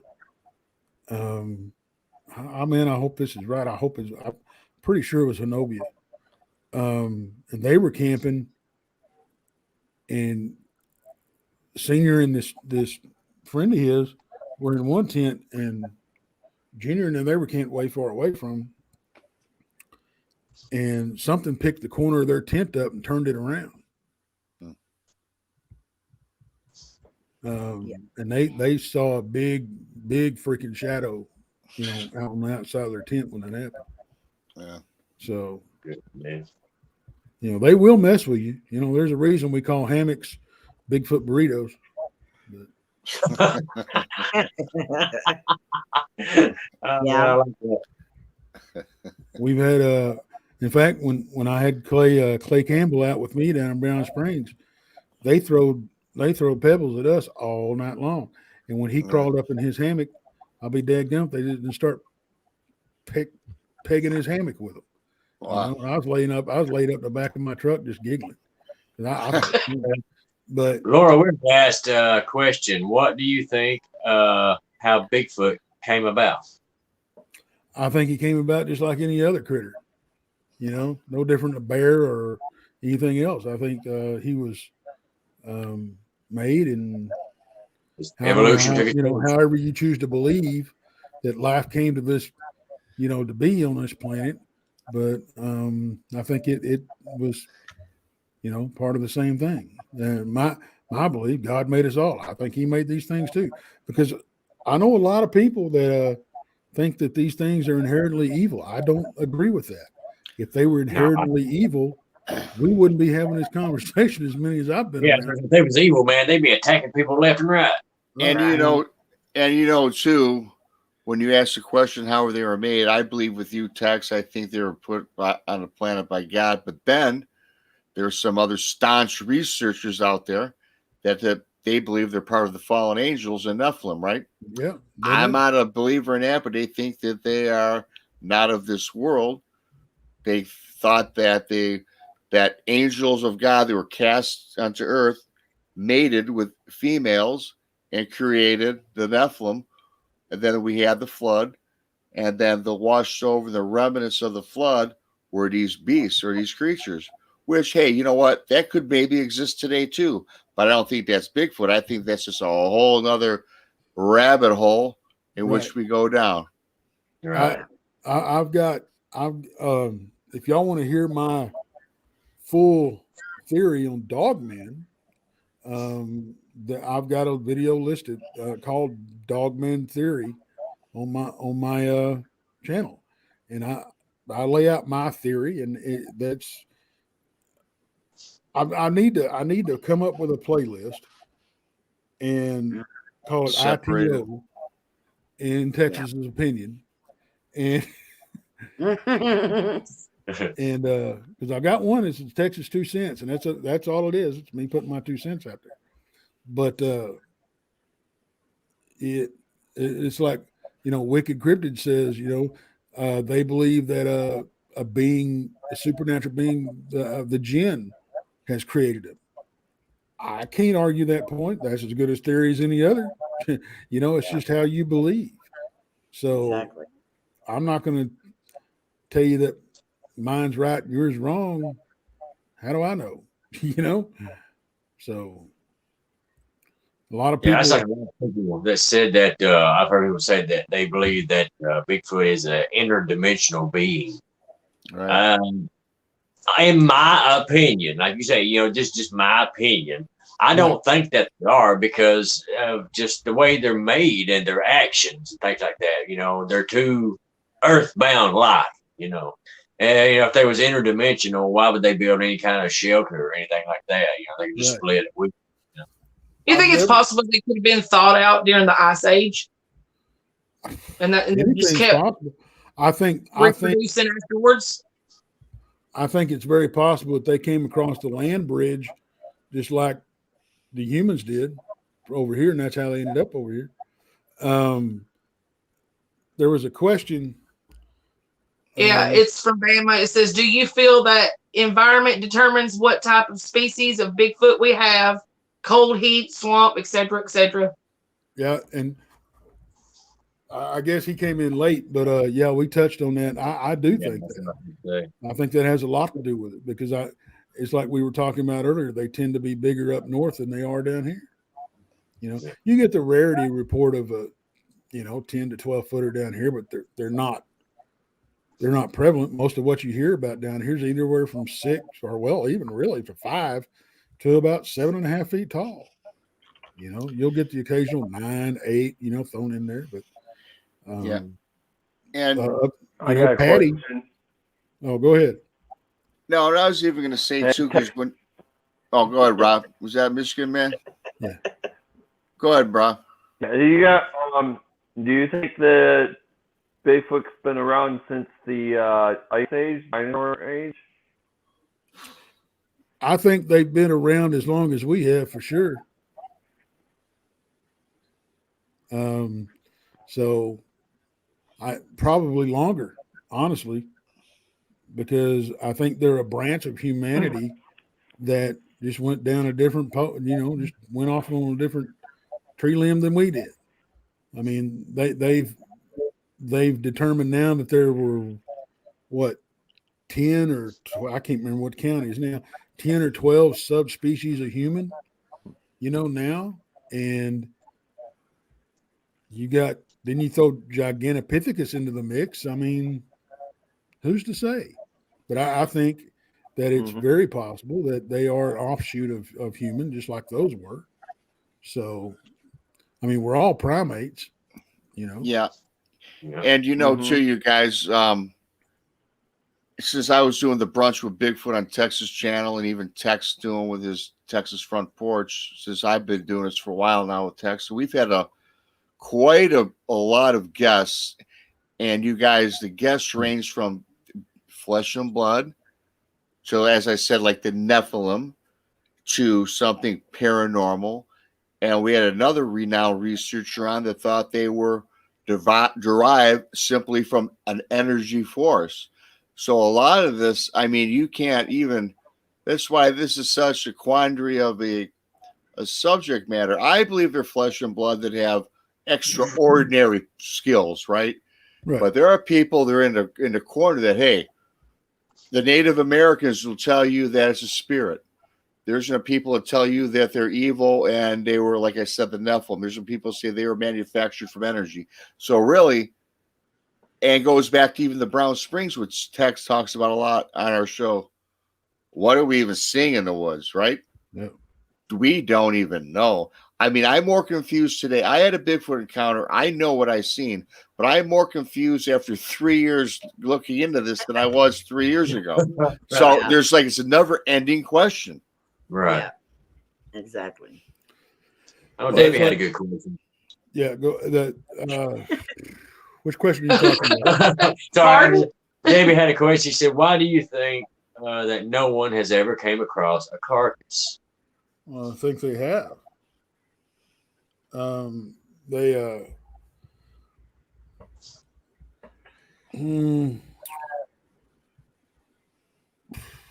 I think remains have been found, but maybe they were so close to human that they just got put in a drawer somewhere, unknown human. You know, Jane Doe, Joe, you know. Yeah. So do you think they bury them? Like I said, I've often wondered that. I think it's very possible they bury their own. I've heard one report of them cannibalizing their own. So there was a report that came out of the Red River again that an old boy that was out deer hunting gut shot one with a 30-30, and it stumbled out in the middle of the river on a sandbar, and two others rushed it from out of the trees, basically clotheslined it, broke its neck, and tore it apart and ate it right there on the spot. Good God. So, you know, I think it's, and honestly, you,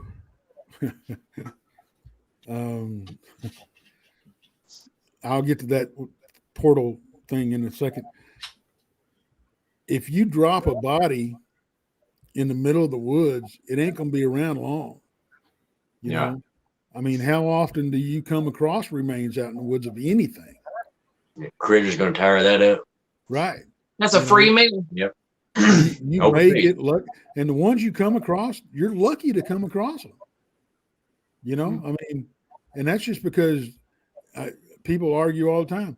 Well, I've seen deer skull or deer skeletons. I've seen, well, there's millions people with an M of deer. Okay. There's a very small population of these things. I'm thinking possibly 100,000 stretched over 50, you know, stretched over the entire United States, lower 48 and Alaska. So, you know, you stretch that out, and they've been seen in every state except Hawaii. Now, Hawaii's got their little people, which who knows? They could be a version of this too. But I think in the past, what we've heard about, you know, we've all heard the nursery rhymes and bedtime stories and, you know, and all that kind of stuff about trolls and what is it, trolls and ogres. And if you really take a look at it, if you really take a look at the description, what does it sound like? Yeah, it does sound like a Bigfoot. Exactly. Yeah. I never thought of that. Me neither. And, you know, I've always heard that stories like that, you know, always come from some kind of truth. Yeah. You know, all legend is based somewhere loosely in truth. You know, the porthole is it true that Bigfoot can travel by portal? If you believe that they're interdimensional creatures, why not? I don't think they are. There's some people out there that think they're aliens. Yeah. I don't tend to side with that, but who knows? It just depends on how you believe, you know.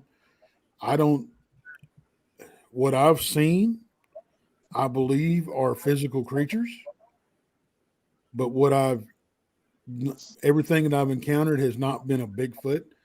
And I've encountered, or I can say we at this point, really, with Amy in the mix here, stuff that we've encountered is definitely paranormal. Mm-hmm. But it's in the same area, and the more reports we hear of, well, I saw something 8 feet tall, dark with, you know, and I saw eye shine, and it looked like a humanoid figure in the woods. How many times do you hear that? But that don't mean it's a Bigfoot. We've been putting those under the Bigfoot umbrella for so long that we just assume that they're Bigfoot. I'm guilty of it too until recently. You know, I assumed that every one of these dark humanoid figures that I was seeing were Bigfoot. But now, since we've encountered and uncovered evidence of what we've got up in Brown Springs, we've narrowed what we call a Bigfoot sighting down to it either has to be a daylight sighting where you see, you know, details, or it has to be a nighttime. If it's a nighttime setting, it has to be up close and personal where you can tell what you saw. But even then, it's possible to question all of it because of what we're finding out. You know, all the paranormal stuff. Are these paranormal entities pretending to be Bigfoot? You know, is Bigfoot the distraction? That's the big question we've been asking. You know, it's something, you know, is there a grander entity pulling the strings? You know, I mean, is he the man behind the curtain? We don't know. So that's one thing I've always thought that was so fascinating about it is the simple fact of not knowing. Exactly. Right. And Bama is right. There are places in the United States, and not only the United States, other countries, that it is illegal to kill a Bigfoot. Oh, And, wow. yeah. There, you look at Sasquatch, I can't ever say that word, Prudential Park in Canada. And when they pressed them on why they named it Sasquatch Park, they said it was a joke. Oh, okay. You're going to name a national park jokingly national park? Now, then you got the, I believe it was the state of Washington, when they put out the public pamphlet for information about what's in the park and be careful of this and all that kind of stuff, listed Bigfoot in 1973. And I think, question, if I'm wrong, let me know, Tex. I even think that's Washington State declared Bigfoot as a species, what's the word I'm looking for? Endangered. Endangered. Yeah, thank you. An endangered species. They may have. And I'll tell you what I found really strange about 3 years ago is the UK made it against the law to kill a chimera. Now, for those of you that don't know what a chimera is, it is a genetic mixture of different animals. The griffin is a chimera. You know, any crossbreeding of different, you know, species is a chimera. You know, you hear about, you know, like, you know, the griffin, you know, had a lion's body and a bird's head and all that kind of stuff. Why in the world would you make it a law that's against killing these creatures that don't exist? Exactly. And that's just in the last several years. Something's going on, folks. You know, that's just the bottom line. So, you know, there's a lot of stuff that it's like Rob said earlier. Hell, I'm more confused now than I was. And you know, and that sounds funny and sounds like a joke, but it's totally not. It is not. I mean, it's like, wow. Especially the more you dive into it. Yeah. And you can even talk further, and we could talk for 5 more hours, but it's like people have had reports about seeing a UFO, and then all of a sudden there's a Bigfoot appeared, or orbs in the woods, and there was okay, but let me tell you guys something. I was one of those guys that would laugh at you and call you a fool, but I can't do that today, and I believe everything today because I seen one. Right now that I've seen one, I believe there's something going on. When anyone tells me a story, or even text, or anybody that's in this field, and you do a show and you research it, you can't discredit what anybody tells you. You know why? Because we just don't know. And that's the way. And the question is, what if? What if what they're saying is legitimate? You know, I'm not going to call a person a liar. I'm not going to disparage anybody. I'm not going to make fun of nobody. I'd have done that 10 years ago. I would. I'm one of those guys. I was on that side. But today, I'm definitely not, because I don't know. I don't. You know, for argument's sake, let's say we all, like I said, remember, for argument's sake, let's say that aliens are abducting humans and they are running tests on them. Okay, let's say that. Now, you've got sightings of Bigfoot walking out of UFOs, walking into UFOs, being there after a UFO sighting or whatever. Who's to say? And we also blame aliens for abducting cattle and everything else and doing experiments on. Who's to say that these Bigfoot aren't the aliens? These Bigfoot are being abducted just like the cattle, just like us and everything else. Yeah. So maybe we're the only planet with them on. I don't know. There's something else too. Here's something they say, a UFO comes down, with all these big, bright, beautiful lights and everything, weird sounds. But the Bigfoot are just curious, and that's why they happen to be around the same area at the same time. Yeah, well, that's absolutely. Yep. The bottom line is we'd be around that. Yeah. Anything's possible. And none of us have the answers. There's a lot of us that think we do, that claim we do. I know a guy that hits the chat on different channels, even mine, that claims to be, honest to God, his words, not mine, an expert in everything. Sorry. And There is no such thing as I will argue with you all day long that you are not. Right. And especially a subject like this, there's no experts out there because you don't know every aspect of these creatures. For a fact, you do not. So thank you, Barbara. Arrogantly call yourself an expert in this field is ludicrous. Yeah, man, I've heard a lot of people that, like you guys, has a lot of experience out in the field and everything. And all of the ones like you guys always say there is no professional. You never stop learning. Mm-hmm. Right. Yeah. I'm a professional learner. I will become a professional in paranormal when I die. Well, I think Laura said it best: professional learner, professional gathering knowledge. There's not one person. I don't care if you've been doing this for 60 years. There's not one person who can tell me, like these basic questions we had earlier. They can't answer how long they live, how big they get, whether they migrate, whether they live underground. No one can tell you for a fact that. Nobody. Which is the crazy thing about this. No one can do that because it's not been experienced. It's not been proven.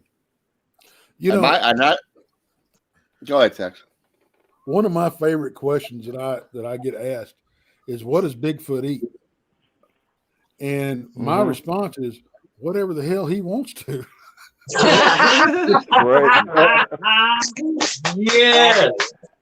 Yes. I wish I could high five you for that. What do you guys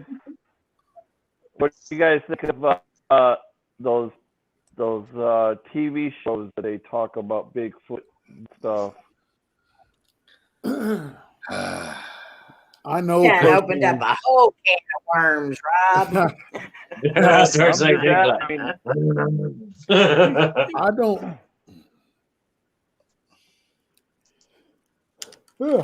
I used to watch Finding Bigfoot religiously.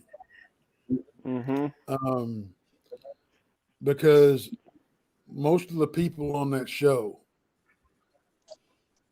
were there for the right reasons.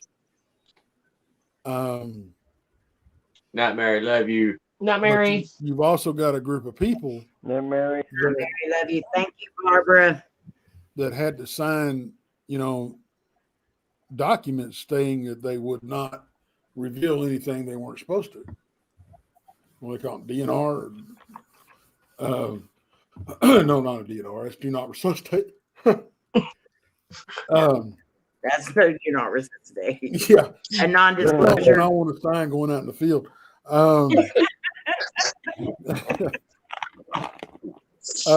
He signed a DNR.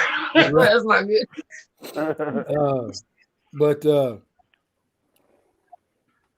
I personally know Cliff Brackman, which was one of the team members on, Finding Bigfoot.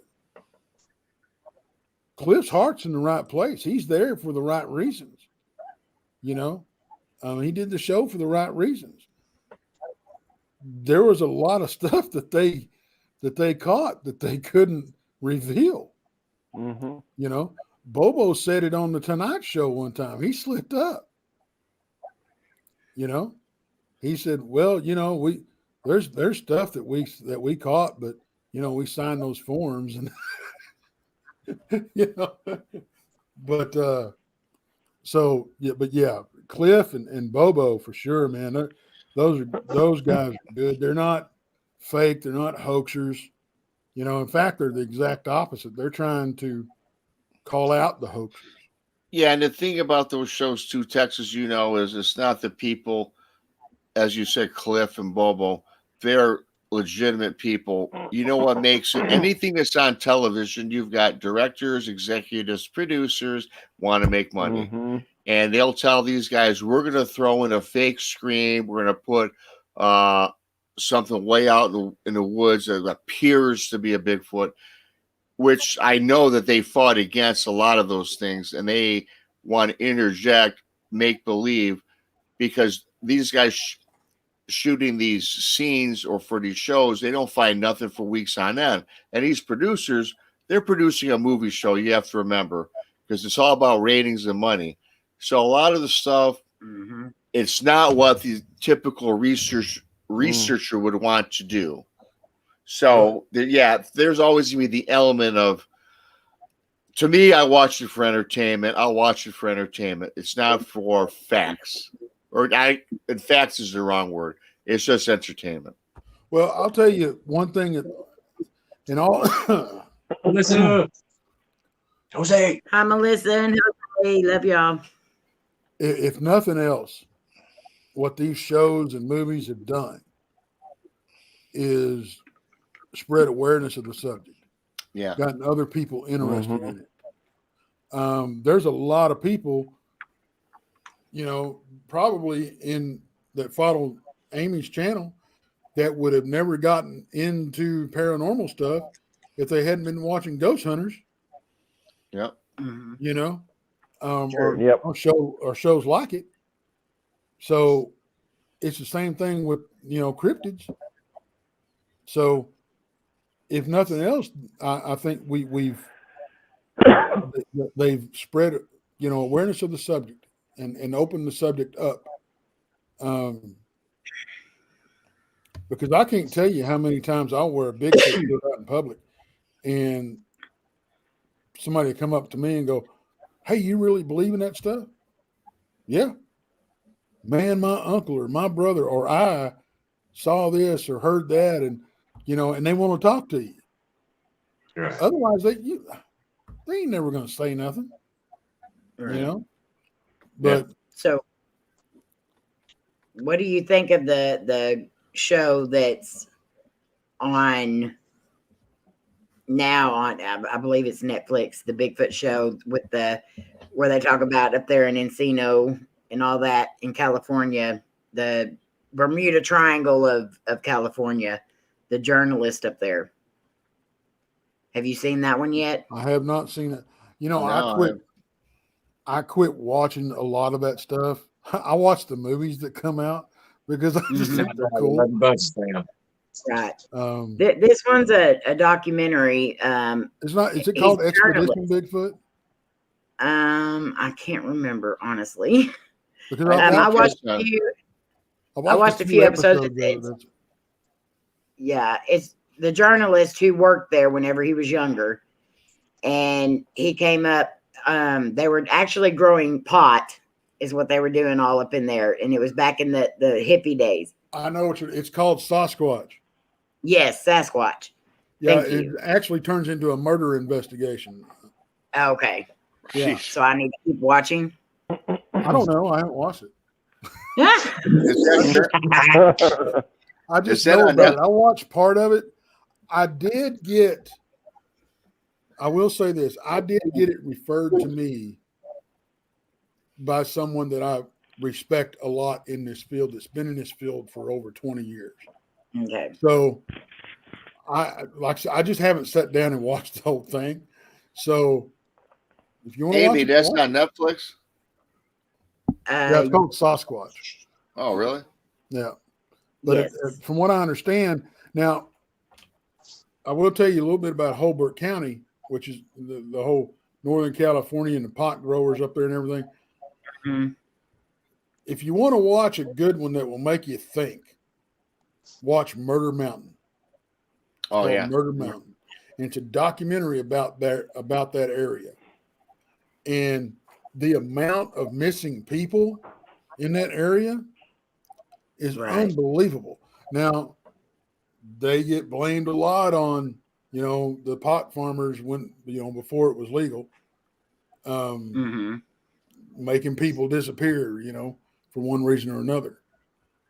But I got to tell you, when I was watching that show and after I watched it, the feeling I got is, in fact, one of the first things out of my mouth after I watched it, I said, that wasn't all. That wasn't all Right. pot farmers killing them people. There's some missing 411 stuff going on up there. And I get asked a lot about missing 411. Do I think it's Bigfoot? I think it plays a part, but I think it's a smorgasbord of stuff that's happening. I don't think you can nail it down to one thing. That'd be like nailing Jello to the wall. Right. I don't know if I'd want to nail J-Lo to the wall, but Good night, Debbie. Love you. Good night, Debbie. Love you bunches. Hey, you're burning the. Oh. What you? Cut it out, Pay cut it out. attention. but yeah, Hobart, is it Hobart? Hobart County, I think is what it is notorious for people being murdered and missing, and yeah, it's not a good area to go visit. That's for sure. Or Humboldt. Humboldt, that's what it is. Humboldt. You know. We got a Humboldt here in Tennessee. Yeah. But So Humboldt County is what it is. In And, your you know- opinion, go ahead. Go ahead. No, I was just saying it's real quick. No, go ahead because it's another can of worms. When we're talking about the Texas, talking about the missing 401, I just want to say I did see a pretty cool documentary on Netflix, and it's about the missing 411 and how how many people there's people going on expeditions in the national forest, and how they'll have like 8 people, 10 people, and they're walking the trails, and they go off trail, and they're all staying together. And you know that people would vanish within a minute, and they could not find them ever again. And they were all within a foot of each other, and you could turn your head and say Bobby Jones was back you. You turn your head, a minute later he's gone. They were never found again. And now what's that all about? But that's a different story. I mean, it's kind of a paranormal thing. I just wanted to make mention of that because when Texas is talking 411, that's another 411 thing. And what is that? So go ahead, Amy. Yeah, that's crazy. He just Makes you not want to go in the woods.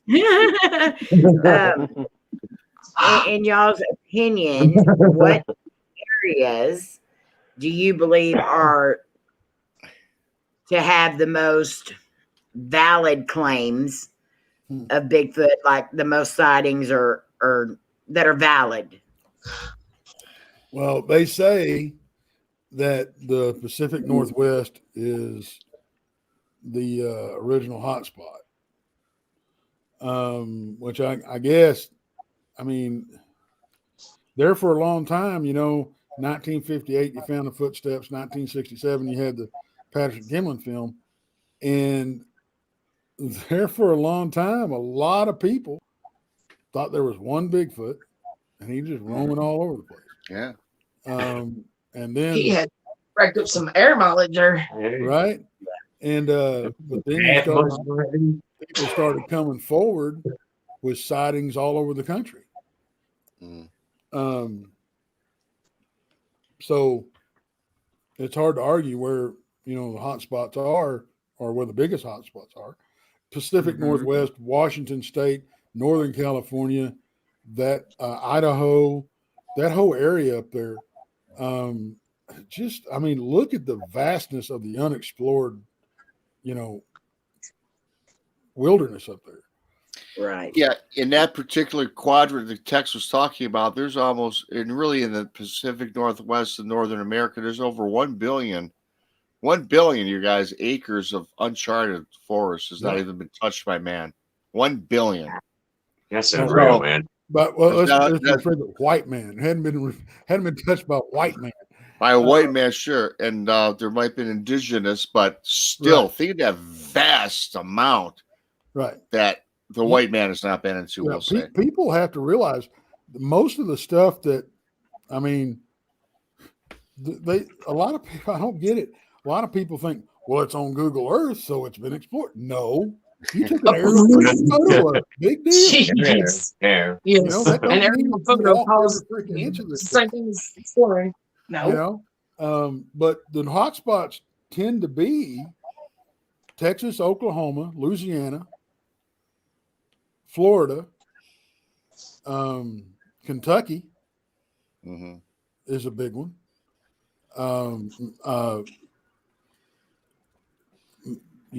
Michigan, Ohio, or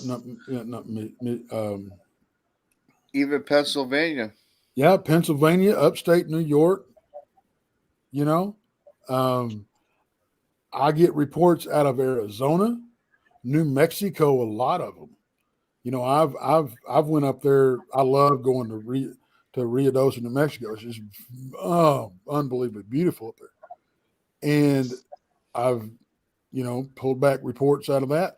I ran into a guy one time that was going across the country that was camping. He would stay in national or state parks for a week or 10 days and then just move on to the next one.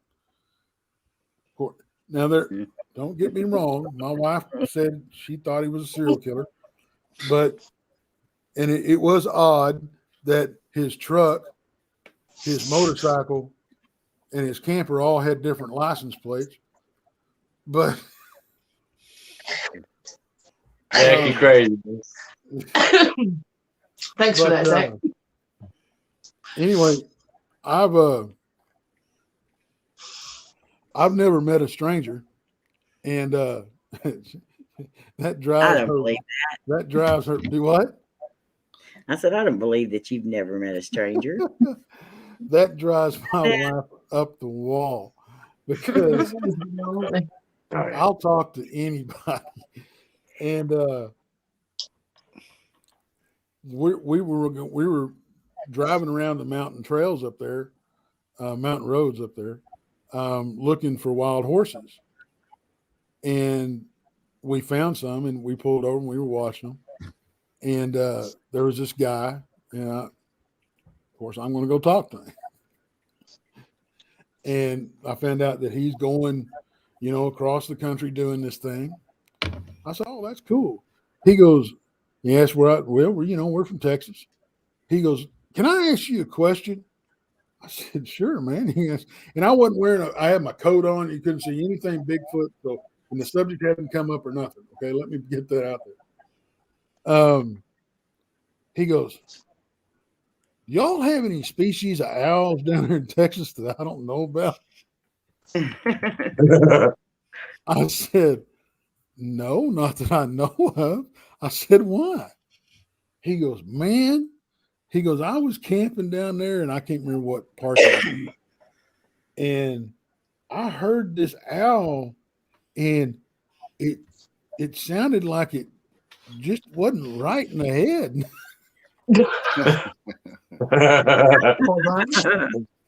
Little pants. Of course, you know, my ears went up, you know, and I said, "Really?" I said, "What did it sound like?" He said, "I don't know." He said, "It sounded like it was, you know, mentally handicapped or something." I said, "I don't know of any odd species that we've got down." I didn't want to scare the guy to death. You know, he's staying alone. And then he goes, I said, "That's pretty cool." I said, no, it's just, you know, maybe one was sick or something, you know. And he goes, "Well, there was a lot of them that were sick." I said, "Oh, okay." He said, "Man, you know, I was about a mile up the trail the other day." He goes, "And I found this horse skeleton." I said, "Oh, that's cool." I said, "Probably, you know, bear kill or stumbled or died in childbirth or, you know, whatever." You know, I said, "You know." because it was that time. They had colts with them, they had the babies with them. He goes, no, it was a full-grown horse. I said, what?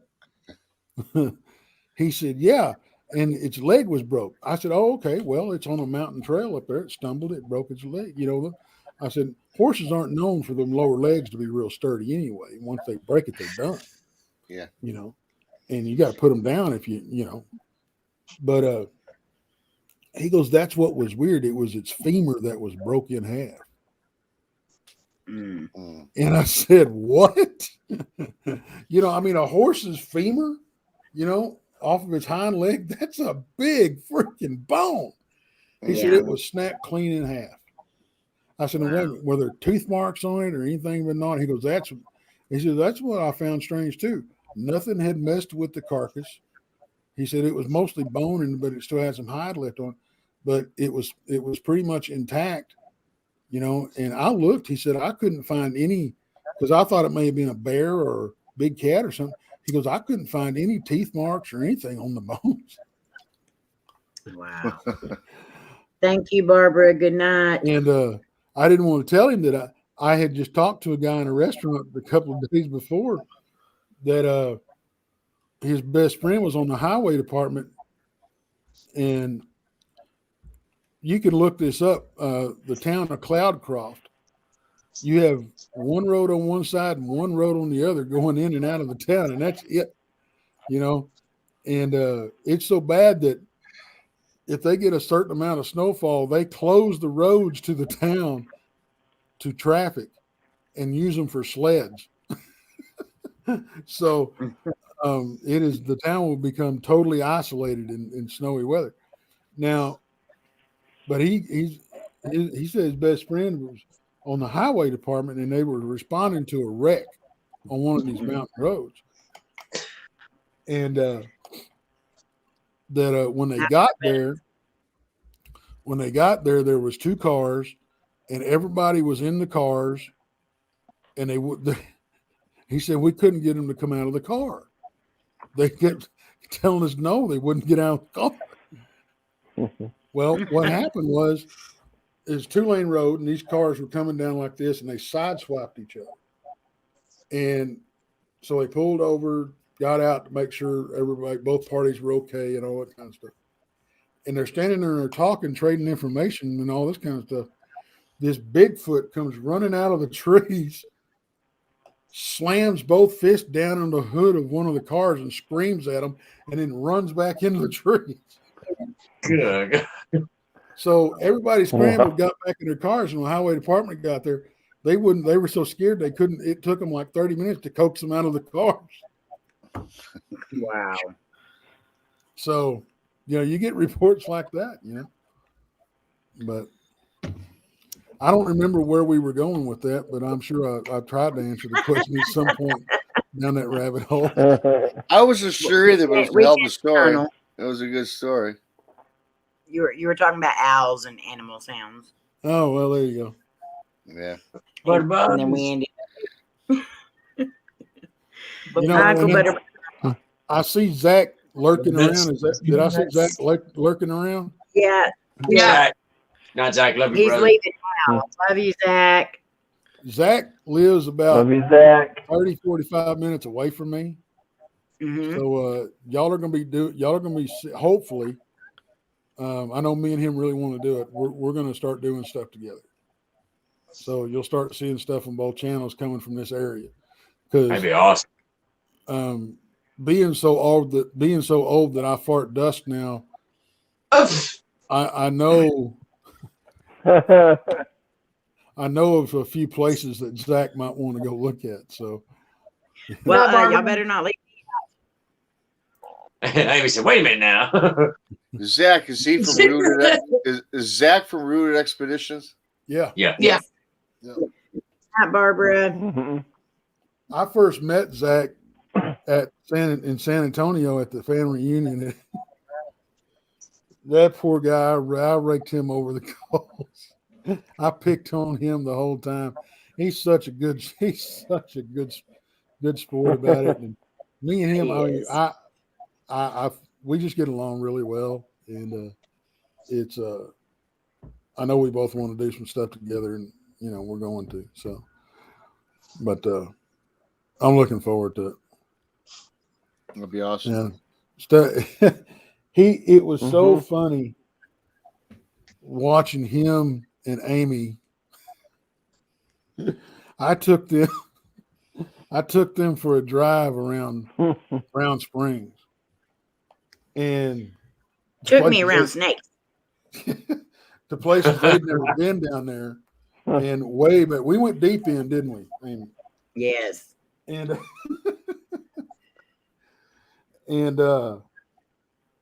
we another thing that was odd that weekend, there was a lot of freaking wildlife out and about, more than there usually is down there. We saw 8 or 10 pigs. We saw 4 snakes, 2 bobcats. 4 too many snakes. There was a lot, and I mean a lot of coyotes out. What else do we see? We found a what we think was probably a dead turtle jaw. And what was strange about it, the river was way up. It was almost out of banks. It was so high, and it was running so fast that a lot of the vocals that we were getting, these howls would set off, and then the coyotes would follow them. And that is crazy. It happens a lot. It happens a lot. You'll hear a howl or a whoop or a combination of all of it, and then the coyotes would crank up. But all the howls and that type of thing we were hearing were across the river on the Texas side, and there's some high ground over there. And we think that most of, if not all, the critters had went over there when the river started going up, and the river is too damn fast and deep for them to, chance of crossing. There may have been one, or we may have had 1 or 2 in the area on the Oklahoma side, but I don't know. It was really a weird deal because I think the river had more to do with it than the moon phase, but I don't know. That one weekend we were down there and, the stuff went off the chain. It was a perfect storm. We had almost a full moon, and the night before we had severe storms move through. So there was a lot of energy in the area, so, and then this time was so much different. It was so calm, you still weren't alone. We didn't, but it's just, we didn't,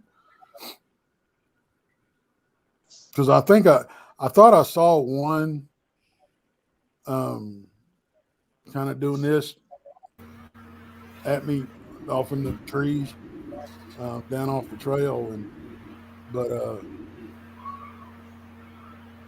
he didn't stay there long.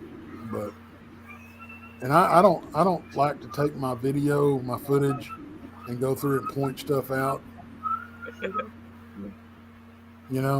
so if y'all want to watch my videos and stuff, you go through I try to be good enough with my camera that it will give you a chance, that you can look, you can pick stuff out. Maybe you'll see stuff I don't, Who's got the pup? I thought it was somebody dying in the background. I thought it was I thought it was a spirit box. I think I'm gonna hop down, guys. Yeah, we're gonna hop on. I got a pizza calling my name. I'm sleepy. She's sleepy. I got a pizza calling my name, and it's a Reese cook. I'm sleepy too. I didn't realize how late it was. Y'all get to talking, and I'd get to listening, and it's only been almost 4 hours. Yeah, but you can't have for 4 hours. It's only been 4 hours. 3.5 hours. That's a good show. We've been on 2.5. Mm-hmm. Yeah, me and Tex 2.5. Yeah. Guys, when we're gonna go, but Tex, Rob, I mean, you guys, we just want to thank you so much and everything for a lot of the information you guys provided and everything, just hanging out in general, man. Oh, no Absolutely. problem. Oh, I enjoyed it. Happy Thanks. to. Nice meeting you, Jared and Laura. Awesome. Nice meeting you. Hey, you too, brother. Everybody have a great night. We love you all. Stay awesome. No. See ya. Nice meeting Hey, you, y'all. Rob. All right, you too, Rob. Y'all want to hear more of this, because you will. You'll hear more of this Bye. if you go over and subscribe to Trinity Para-Cryptid Research, and also subscribe to Rob's channel, and it's Michigan or Big Bigfoot, Rob. Michigan Rob. Yeah, that's cool. Thank you. Michigan Rob. Yep. He also updates everybody on the times that they're all going to be going live on his channel. So make sure that you grab them up and grab up Entity Paranormal Investigators, Michigander Man, and Jared King TV and Queen Laura TV. Awesome. I won't regret it. Nope. Thanks, But Andy. guys, it is getting late, and I've got another 14-hour day tomorrow. So we're going to go ahead and get off here. Monday, you go over and 6:30 p.m. Central Standard Time, Trinity Para-Cryptid Research for Texas Front Porch. And then on Thursdays at noon, right? Noon? Yep. Okay, they have lunch with Bigfoot. So him and Rob do that chant or that live stream. So go over and show them some love. Tomorrow night, my Twinkie will be on. Right? Yep. Okay. All right. So Very make cool. sure you go and show her some love. And then Jared and Laura will be on Saturday night. Sunday is Crossroads. Monday, Trinity Para-Cryptid Research, and then Paranormal Patrick. Tuesday will be Twinkie again. Wednesday, Michigander Man. And then Thursday we'll be back on with Fluffy and Jen and Rooted Expedition. So You got Bob coming on pretty soon, don't you? From Van Buren Variety. I already had him on. Did you?